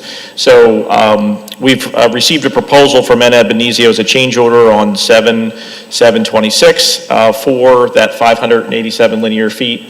And we are recommending to the board that, and asking your authorization to approve N. Abenizio as a change order to can do the following: to do cast in place relining of that pipe, as well as a spot repair to a portion that had the hole in the road and a repair of the road. And they will do that work if approved. They've already talked to their sub. They will be looking to do that work at the end of September and early October. And what's the amount of this? It's $187,745. Thank you, Mr. Burgo. Do we hear a motion? So moved. Do we hear a second? Second. Any board comments or questions? I have some questions, which is, as I understand it, there's still some unknown in this, in the sense that, we have a bunch of corrugated pipe which is essentially rotted out at the bottom. And we're planning to put like some plastic material inside, and then to have it cured in place so that it, then you have, integrity of the pipe. And this is not something that I'm personally familiar with technically, but, I just want to make sure that we understand technically what's going on, and also understand what the potential risks are if, they're not able to get the pipe in there. So if you could give a comment on that, please. Certainly. We have done cast-in-place liners for a long time in a lot of our sanitary sewer pipes. Part of this project, we actually did that to reinforce a lot of the pipe that's existing throughout the stormwater project area. But basically, it runs a liner through the existing corrugated metal pipe, and yes, the bottoms of a lot of our corrugated metal pipe, as we find regularly, are rotted from sitting in the ground for so long, 60, 70 years old. If they would run into a spot where they have a problem, where the pipe is so badly deteriorated, at least from what we've worked with so far with Mr. Rehab, who is the sub, they believe they can still get through. But if they find a spot where it's so bad, they would have to do a spot repair where they actually cut and put a sleeve so they can feed the pipe through, the liner through. That's what they will do where the spot, we have a 10-foot area in there where we're going to be doing a surface cut and open and put a sleeve in there to feed the liner through for the portion where the hole is in the road. But we do expect, based on Public Works assessment, that the pipe is in a varied stage. So we'd expect we should be able to get through and do the liner. But for some reason, if we absolutely can't, then we would have to come back and see what the cost would be if we have to, dig and replace it with new pipe. Thank you. Any other board comments or questions? Public comments or questions? All, your light's lit, I'm just wondering. Oh, no, I'm good, yeah. I was getting ready to vote. Oh, sorry. All in favor, say aye. Aye. Any opposed? Motion carries. No, I'm sorry, I'm trying to be sensitive here. Motion to approve the escrow release for the Tredyffrin Easttown School District Conestoga Athletic Field project in the amount of $4,969,706,076. The balance remaining is $517,716.77. Mr. Burgo. Chairman Miller, members of the board, this release request is related to the new turf field project. These items have been inspected and recommended by our inspector from Princeton Hydro. We have reviewed them and we are recommending the release in the amount previously stated. Thank you. Do I hear a motion? Motion. Do I hear a second? Second. Any board comments or questions? I think the school's already using these fields, right? They have used some of the fields, I think, even since last year. They used one of the fields. All the fields aren't being completely used yet, but they are using the fields. Okay, thank you. Yeah, they can use them before this is finished. Yeah, any public comments or questions? All in favor, say aye. Aye. Any opposed? Motion carries. Motion to adopt Resolution 2026-14, authorizing the disposition of public records as set forth in the Municipal Records Manual in accordance with Act 428 of 1968. Mr. Duraco. Thank you, Mr. Chairman, members of the board. As required by the state, anytime we, go to shred or destroy documents, the board has to approve the resolution, which we then send to the state. The resolution lists all the files that we are getting rid of. Most of it is actually from all of our digitalization project that we're undergoing, and so we're happy to answer any questions. Do I hear a motion? So moved. Do we hear a second? Second. Any board comments or questions? Public comments or questions? Is a roll call vote? Aye. Oh, I'm sorry. Yeah, it is. It's a roll call vote. Yeah. It's okay. I'm just getting coached over here, man. Supervisor Brazunas. Aye. Supervisor Von Mol. Aye. Supervisor Hummel. Aye. Supervisor Bascar. Aye. Supervisor Gussie. Aye. I vote aye. Thank you. Motion to authorize Dean Dortone, Chief Operating Officer, as an authorized signer for the township deposit accounts. Mr. Duraco. Thank you, Mr. Chairman, members of the board. We need to add Dean as one of our authorized signers. We just keep forgetting until last month while I was on vacation and I had to do something. So this is just that way I can get him added to all of our accounts. Do we hear a motion? Motion. Do we hear a second? Any board comments or questions? I'll just say, I thought we did this already. Any public comments or questions? All in favor, say aye. Aye. Any opposed? Motion carries. Motion to approve emergency sanitary sewer project on Pew Road. Mr. Duda. Good evening, Chairman Miller, Board. Staff is requesting board approval for an emergency repair to a sanitary sewer main in the area 810 Pew Road. During a PICO construction project, our sanitary main was damaged and needed to be an emergency repair. Our contractor, PJ Riley, worked with PICO contractor to make the repairs to the main. The cost for the repairs for PJ Riley were $21,069.68. We have submitted this invoice to PICO's contractor, but want to pay Riley as we work through the reimbursement process. Happy to answer any questions. Do I hear a motion? Moved. Do I hear a second? Second. Any board comments or questions? How likely are we to get reimbursed? How likely are we to get reimbursed? So there's a process that we need to go through. Well, first and foremost, we submitted this to the PICO contractor.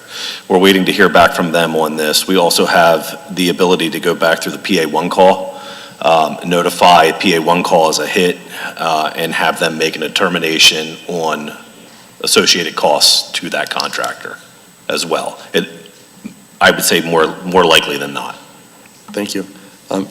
Any other board comments or questions? Public comments or questions? All in favor say aye. Aye. Any opposed? Motion carries. Motion to approve the pump replacement at Chesapeake Pump Station. Mr. Duda. Thank you, Chairman Miller.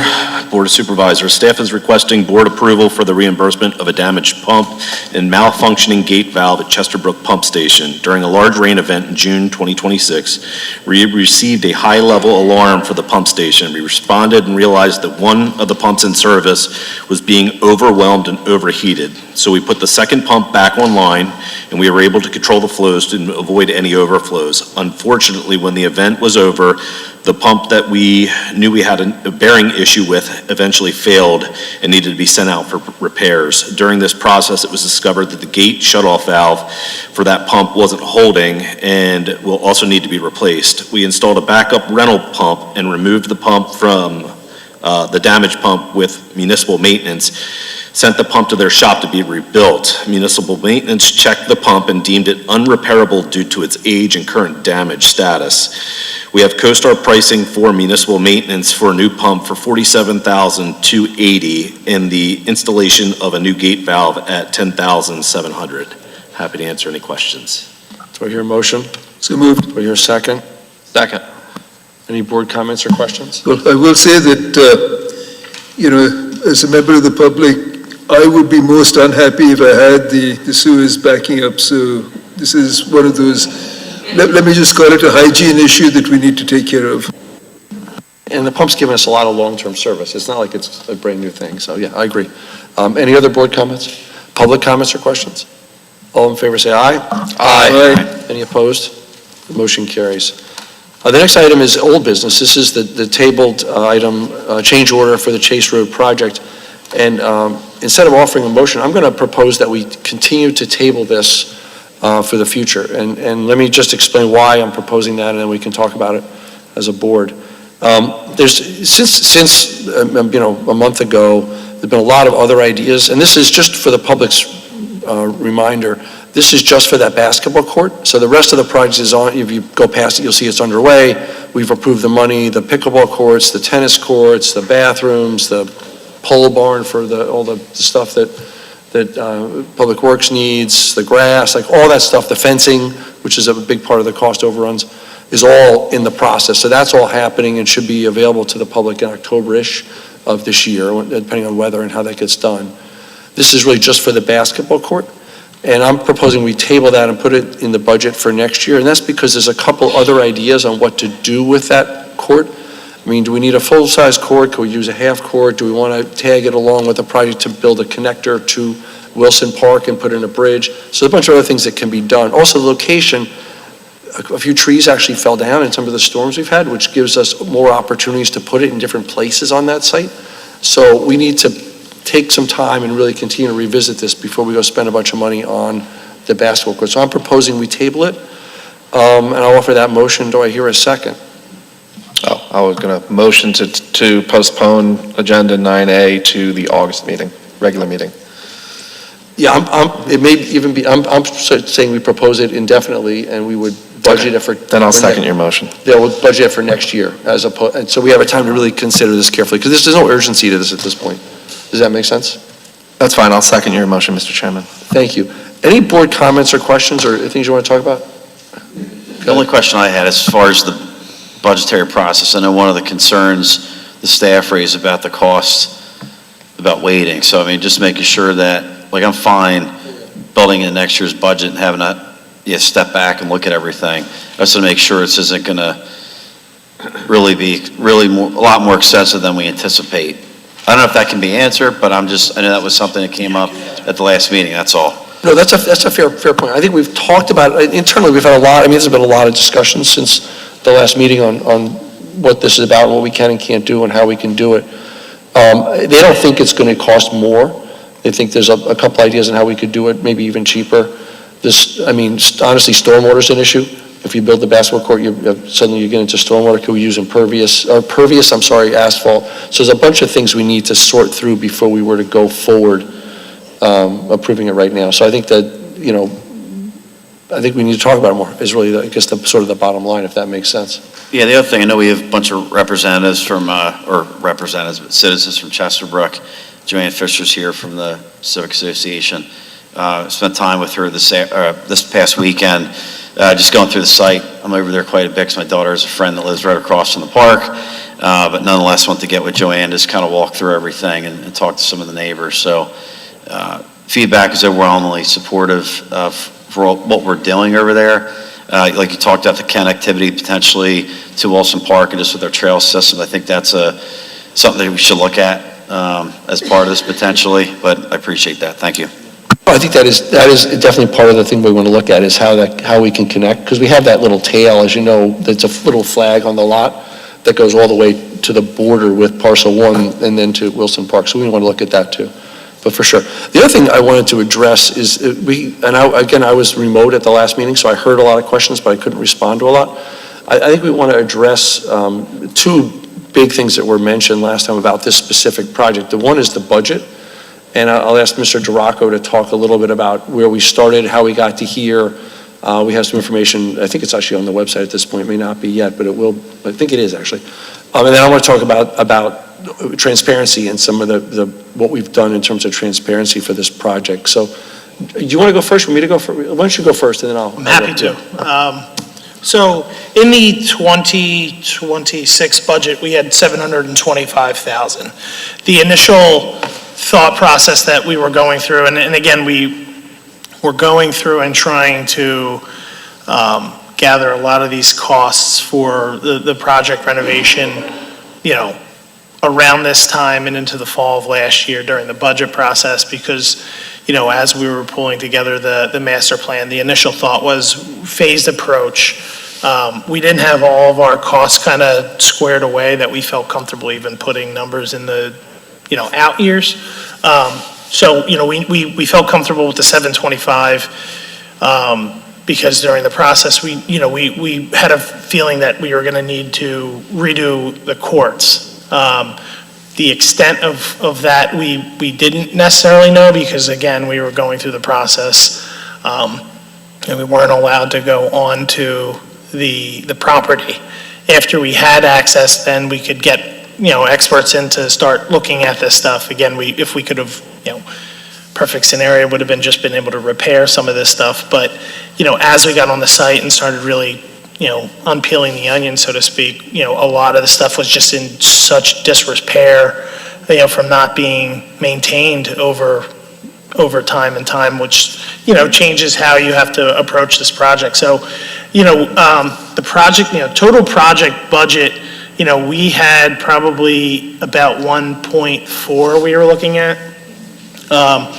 Over the last month, we were looking at, again, the project and see where we could potentially, dial back and rein in some of the costs. So we were able to, cut back about $90,000, almost $100,000 worth of expense from the project just by kind of changing material. But one of the big factors was the fencing. The fencing that was around the courts, any of the other courts that we've redone in the township, we've been lucky enough that we've been able to reuse the poles that are in the ground. When we had the fencing guys come out and take a look at it, we found out that the poles themselves were actually only 2 feet into the ground. So the fencing that we chose to install here, or choosing to install here, is a heavier duty, heavier quality to be able to support the weight of not just windscreens, but also the sound screening around the pickleball courts. And so in order to do that, we had to get new poles. In addition, what did that cost, the extra fencing? that was probably an extra, I can't remember exactly how much more that fencing cost, but we also chose, as Public Works last year started cleaning up the site and getting rid of the, overgrowth and all that, all those weeds and everything, you can see directly into people's backyards, into their porches and everything like that. So we added a lot of fencing around the perimeter of the project, so that way people are, when they're out back, they're not, staring into the park, and vice versa. People aren't, looking into people's kitchens and stuff like that. So that was about $90,000 worth of fencing. We also chose to make sure that the company was bonded, so that way, if anything happens, their, subcontractors can't come after the township, they go after the bonding company. So that was about $50,000 that we chose to incur as a protection for the township. So we're anticipating the final cost to be a little over 1.7, less than the contract of 1.77. That includes the, $55,000 or so that Public Works did last year. And so, we do expect that we do have a reduction in the contract. How do we get from 1.4 to 1.7? The fencing is 100? Fencing, some of it's the cost of paving, right? When we were developing these, the cost of asphalt has gone up significantly over the last year. That was a big cost as well. And then again, having to actually, same thing, we also incurred some additional costs with having to repave the parking lot. Again, when we looked at it, we were hoping that we were just going to be able to seal coat the parking lot, but the number of cracks, and again, it was in a deplorable condition. So we had to do that. And then another probably $100,000 because the bathroom, when we opened up that pavilion, when we got into that building, it was vandalized. We also had,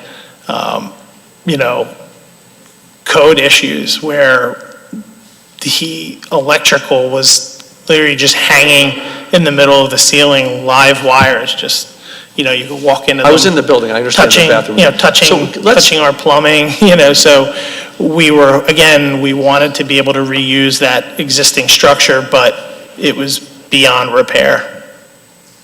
Well, let's see if we can put a bridge between the 1.4 to the 1.7 so people can see where the money is going, and see if we can get that out so people have the information. I think that's what they're asking for, right?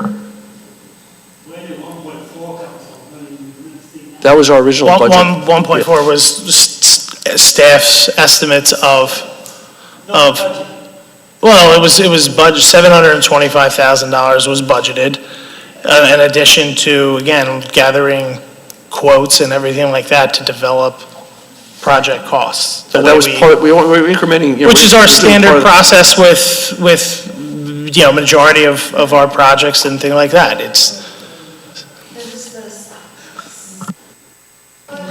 Come up to the mic, please. Hi, the property itself was Name, please. $625,000. Oh, Carol Clark. Thank you. The property itself was $625,000, and then in the budget was the $725,000. Correct. Add those together, you get 1.3. Right. Okay, so we went, but if you talk about development of the park, the property's the property, then the development and all the amenities for the park was budgeted at $725,000. For 2026. For 2026, right. But then in May, some proposal came through, and the board that was there voted saying, yeah, we like this proposal that came in, which was $1.77 million. That's a good $1 million over that 725 that was in the budget. So where are we with the costs now? I'm For the development. Yeah, I'm 2026 estimating development. about one little over 1.7. Less than the contract of 177, but I included the Public Works money of $55,000. So the contract itself, we're looking at about 1.675. So about 100,000 less than their proposal. So the total cost of this park, Would be about 2.2, 2.3. are you including what? That's the 625, including That's the including the purchase price. 625. So you're saying the total that you're at is 2.3, 2.3. and that's not including like the legal costs or anything associated with anything else? No, most of the legal costs was actually the zoning, defending the zoning. The legal costs associated with the acquisition and going through the eminent domain process was minimal compared to defending of the zoning code. Right, okay. I'm just wanting to make sure. So normally normally our normal process and the way I really like to budget is, again, when we look at a project, we try to project out, if it's a 2-year project, we'll have it in there, a 3-year project. Right. We were looking at 2026, and again, the original goal of the board was get these courts open so that way we can use them. When we had our insurance company out there, when we had our court experts out there, they just were unusable. Mhm. So then it was, okay, so now we have a little bit of time at that point to really start looking at everything that was a part of the master plan. We got the proposal to do everything, and in discussions with, staff and the board, we felt like you're going to benefit from doing everything at once rather than coming back, because you're going to pay multiple mobilizations. You're going to pay more money, right? Again, a lot of the budget is obviously has asphalt involved in it. So that was, again, going to continue to increase. So the board felt and staff felt like this was a good opportunity to do everything that we were going to do anyway, just get it done now rather than continuing to interrupt, users of the park and the public.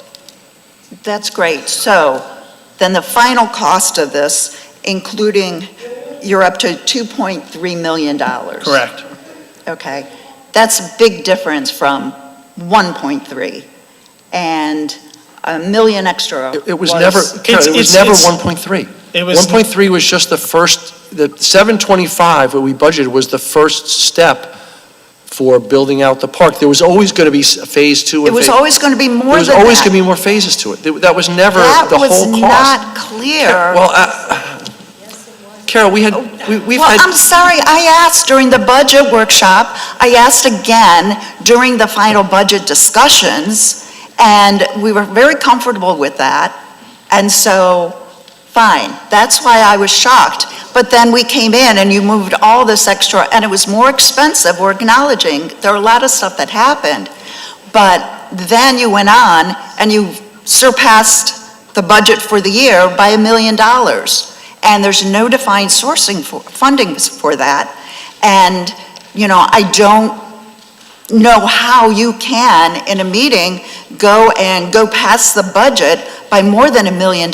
So anyways, I just wanted to know what the costs were that no one mentioned it was over the budget, because it's over the budget. There was never a discussion saying we're moving everything into 1 year, but it was a 5-year budget. The 725 initially was the 5 million, 5 years. So there has been a change here. Correct. Yeah, we agree. Right, okay. And that's what we need to acknowledge. We have acknowledged that. We know we're spending more money than we thought. We're not hiding from that. Okay, I would have appreciated that would have been explained to the taxpayers, because if there's nothing funded, and you didn't say how you're going to fund it, we're trying to look at different sources, but for every $1 million of capital that's out there, if you translate that into taxpayer paying for it, and if you use reserves, the taxpayers still have to fill up the reserves and replace them, the rule of thumb sort of thing, given our numbers, with a $10 million general fund revenue from the taxpayers, every $1 million over 10 years would be a 1% tax increase. So if all of a sudden we're moving from 1 million to 2 million, to pay for that would be a 2% tax increase. Now, we might find money from other sources, and I'm tacking on to your questions, but that's a major deal, and I think you owe it to the taxpayers to acknowledge what you're doing. And maybe the taxpayers might have said, whoa, is this an appropriate use of our funds? Could we be doing something else? Now, I support the park, but maybe it might have been an idea of, well, let's get the funding in place, et cetera, and then we can add on to the park. We've bought the land. Let's get rid of this dangerous eyesore. There's good things that are being done. but is that a wise use of our funds? And without allowing the taxpayers to have an input and understand what a huge amount difference this was, would have been appreciated. Thank you.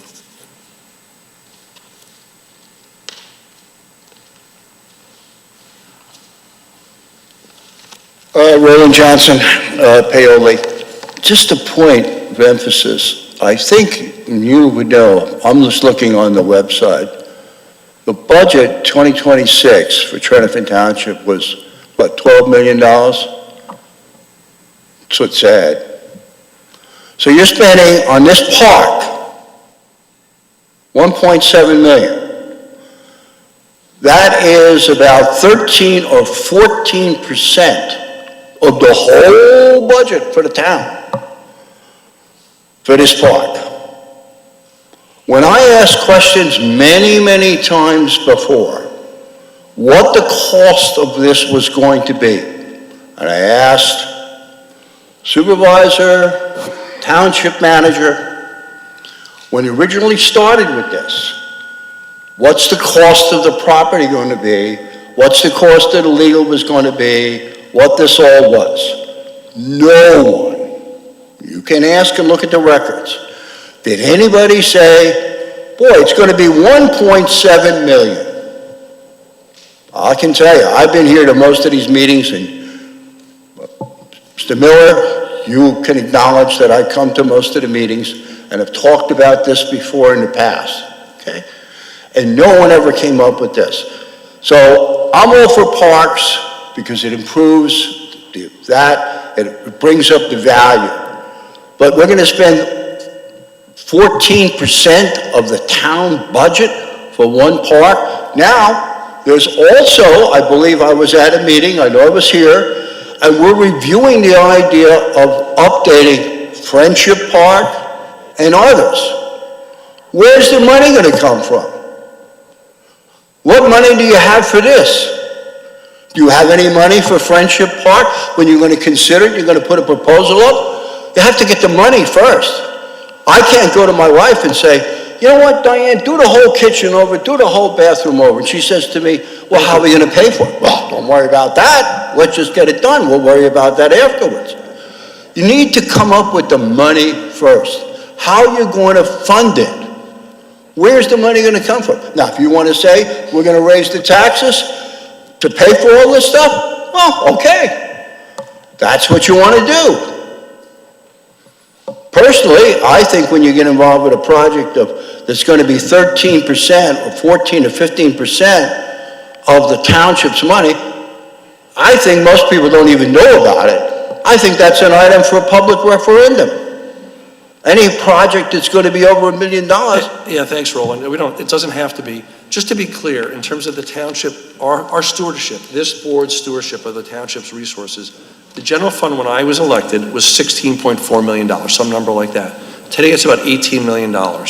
So we have been able to save money and get a lot of stuff done in this township over the past 5 years. And that's this board's stewardship.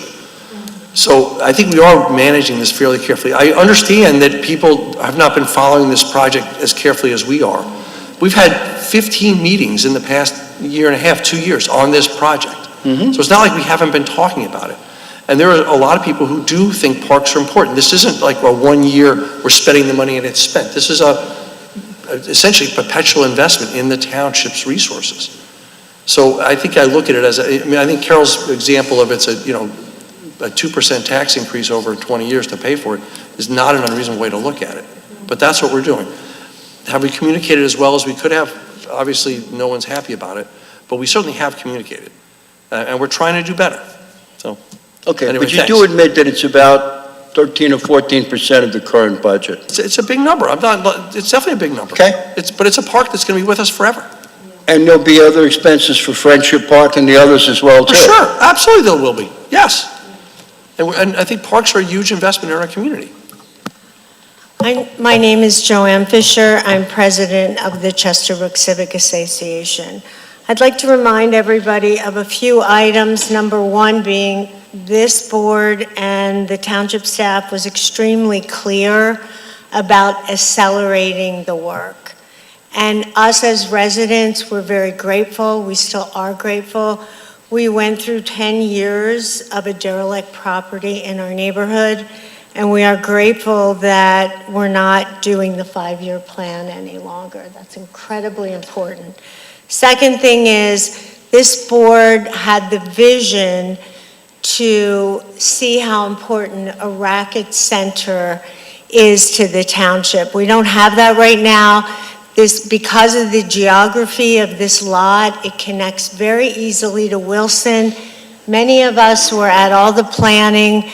This board gave us a lot of opportunity for input for the Wilson Park refresh.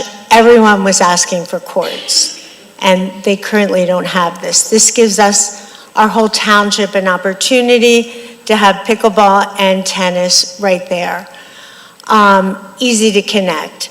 I do want to also say that basketball does have a long history at this property. Generally, it was a lot of smaller children who don't have the ability to leave their home area and walk to Wilson and play with the older kids. So if at all possible, in the coming year or two, if we could have a court or a court, I think that would be really helpful for the community around this park. I'd also like to say that I'm really grateful that you have the vision to do this. It's a resource and an asset for our township for decades to come. So thank you. Thank you. Other public comment? Ray Clark. This is like an astonishing departure from the standard modus operandi of the township. When you think about the planning, the documentation, the public meetings for anything in Wilson Farm Park, Friendship Park, through the Parks Board, through public meetings of the Board of Supervisors. And this escalation in costs is exactly the result. If we go back to the preliminary budget, capital budget, it was something like 400 for 2026, and the out years were another 300. That is absolutely what it was, and I have the documents that show that.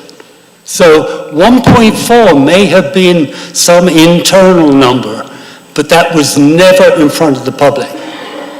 And so now you start to actually do the planning for what's involved, and then out comes the real costs. And so it should, right? As you start to get in and do the engineering, you figure out what needs to be done. And then you put it in a budget, and then you get approval for it. And then, maybe, according to our home rule charter somewhere, which you just approved the new version of, it says, number one, the board may amend the capital budget at any time, but before doing must amend the capital program. And the capital program should be adopted only after advertisement and public hearing. So what's the process? Are we following our charter? That's number one issue there. Number two, what does the charter say about competitive bidding? All projects must be competitively bid, with exception of a few things into which this does not fall. And all of a sudden, we find out a list of things from the outfit that's doing Wilson Farm Park, which may well be the lowest cost. Who knows? We have no idea. This whole process is a debacle. It really is. And it's been rushed through for reasons unknown. The only thing that I can say is that I'm very happy to see that the flagpole part of this plot is now recognized, because that's access to Wilson Farm Park, where there are already existing park facilities and a proposal to build tennis courts for, I think, 200 grand. So, thanks. Thank you. Any other public comments?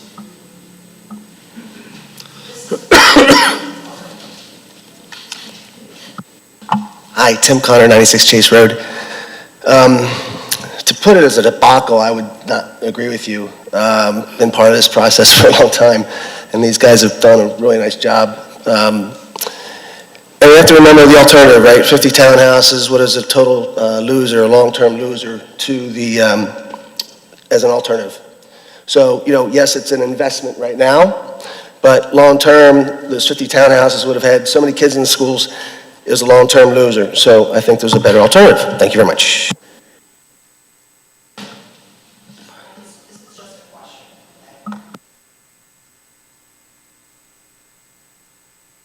I would appreciate clarification on what the plan is that we are building to, because we've tabled the whole extra process for the $137,000 So- and the plan change. What is the plan for? Are we doing 2 or 4 tennis courts?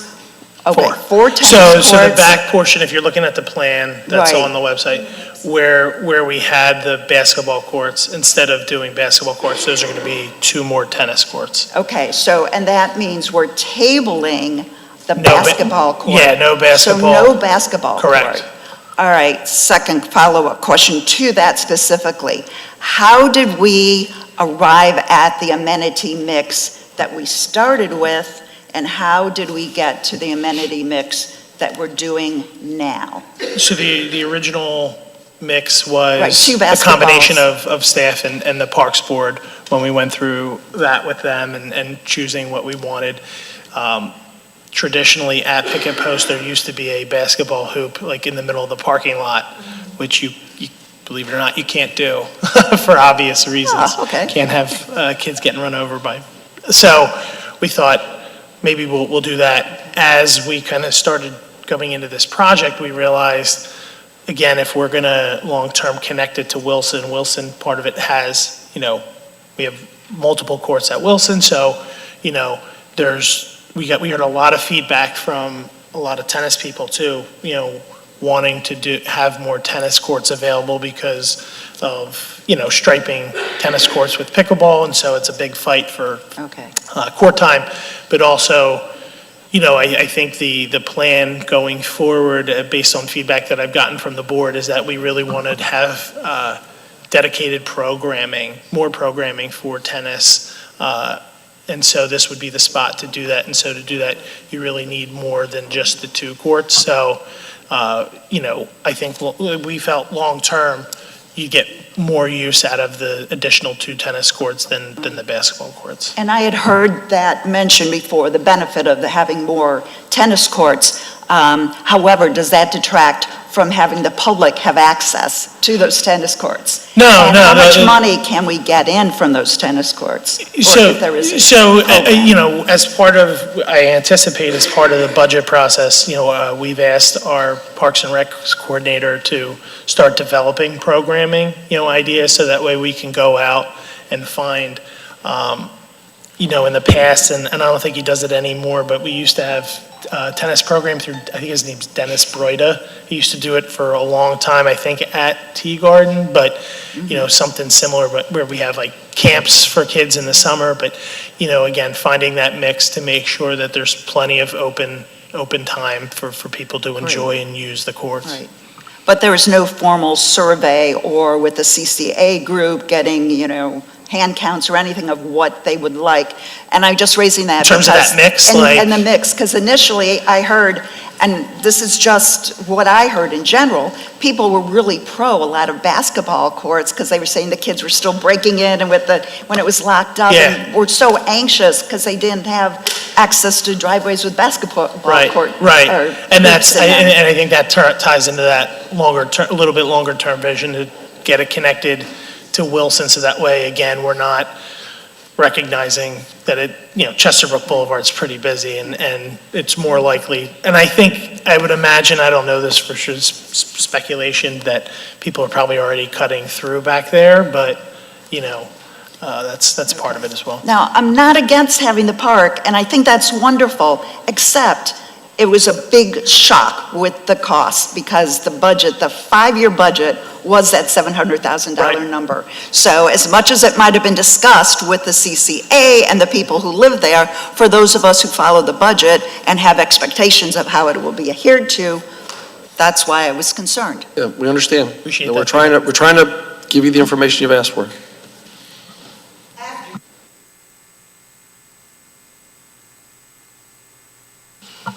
Can you hear me? Yeah.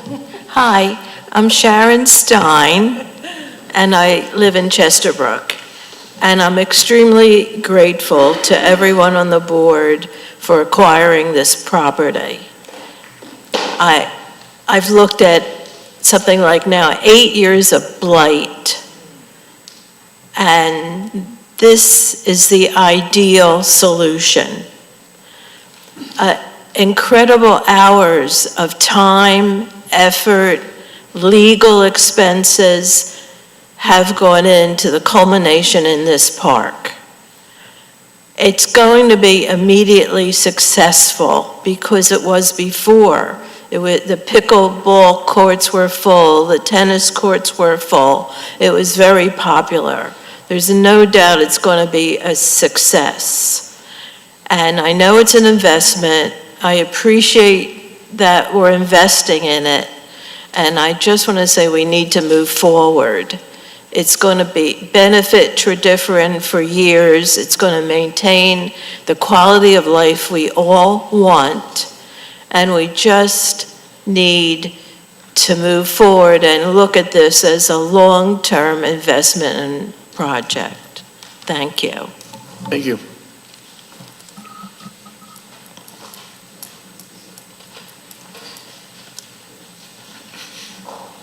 Hi, Susan Rickey. I'm right across from Chase Road property. Thanks again I'm also going to reiterate, thank you very much for keeping this property from getting built up with townhouses. I appreciate that very much. I just have a question.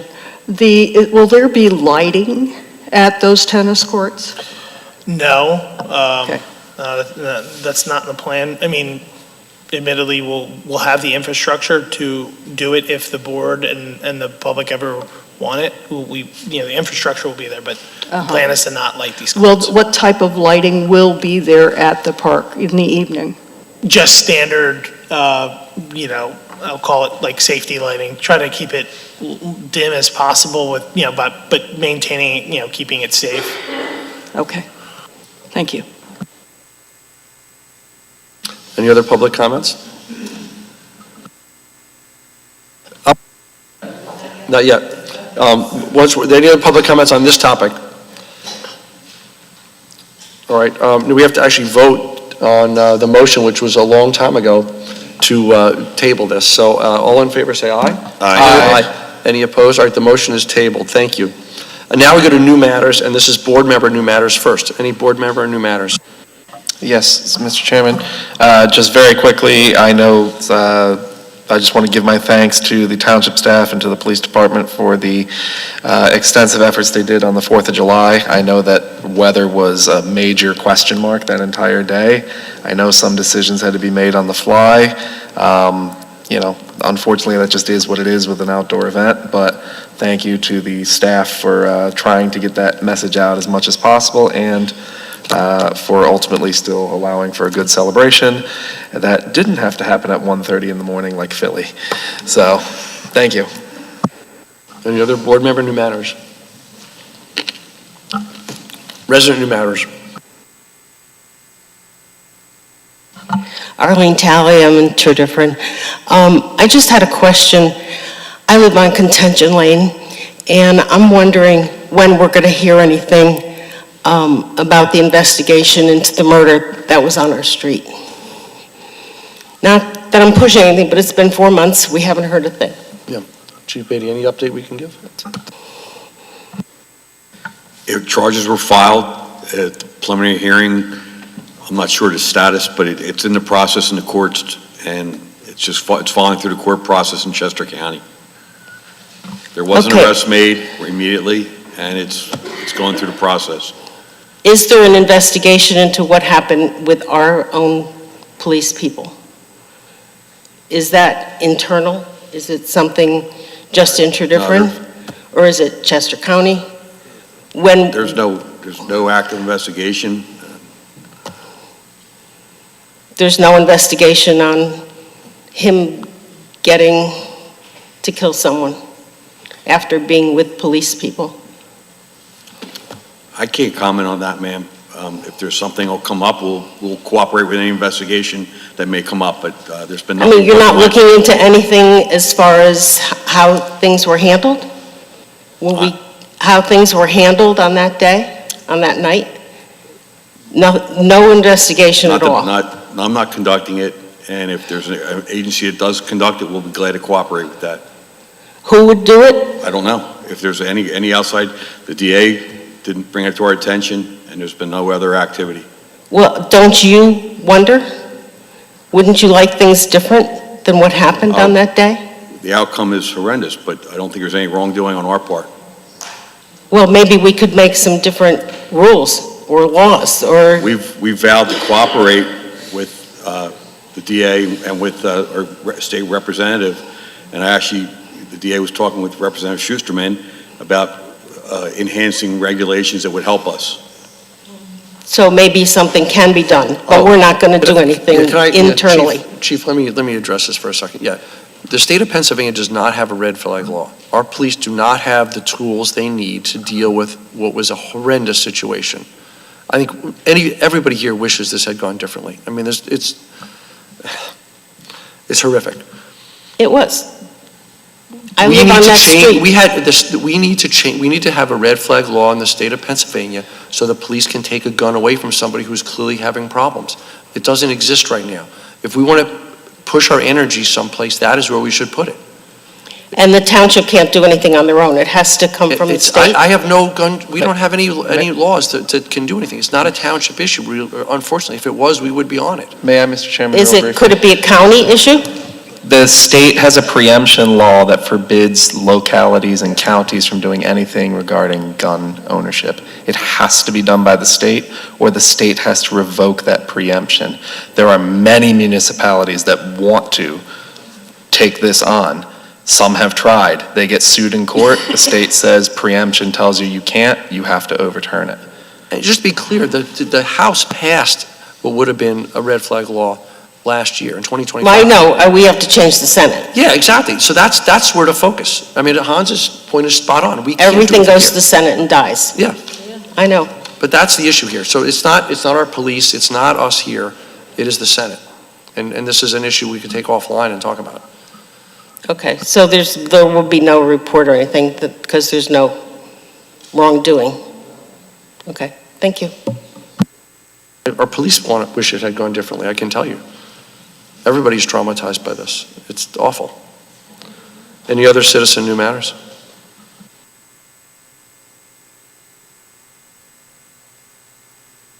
Ann Murphy.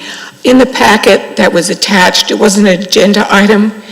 There was a memo from the planning department saying that due to some scamming activities, the township is no longer going to post links to plans before the planning commission meeting.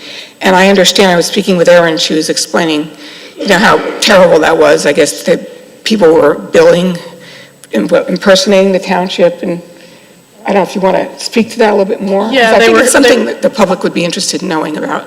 Yeah, they were sending invoices with township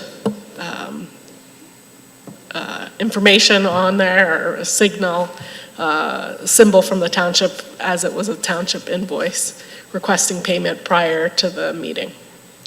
So as I understand it, like in the past, when the materials went to the planning commission, there was also, if you were on the planning commission list, you got the link, you got the agenda with the link to the materials. And as I understand it now, that link will no longer go to the public. It'll just go to the planning. Yeah, so any request for information will have to come either through an email to the planning department or through a right to know. Okay, so as far as the EAC goes, we just want to make sure we have the same rights we had in the past. Like in the past, we received, even before the right to know, we got copies of the plans, like at the same time the planning commission did. And I know we could do right to know, you said a month before, but that involves going to the office. If the plans are copyrighted, you have to go to the office, you have to copy down the information, can't photograph it or anything. So I know I spoke with Erin about it, but I just wanted to get it out in the public that, the Environmental Advisory Council would like to have the same rights as the Planning Commission in terms of reviewing the plans, have the same details, access the plans, because if we have to go into the office and copy down. And I understand your issue. Okay. Let's take this offline, but I think we should be able to do that for you. Okay, thank you. Yeah, no, I hear your problem. I'm not. Yeah, I understand, and also for the board, so you understand, it's not just us, it's been happening all over the Commonwealth. So that's why we have to, that's the best option right now is to not have that out there because they're being, let's call it hacked, and it's not just us. I understand the issue. The question is, what can we do to help the EAC so they can do theirs? We should be able to do that for them, right? So I think let's just, after this meeting, if we could talk for a few minutes. It's okay. But yeah, I understand your issue, and we should be able to accommodate you because we want your review, clearly. So, any other public new matters? The next meeting is August 17th. Do I hear a motion to adjourn? So moved. All right, all in favor? Aye. Aye. Thanks, guys.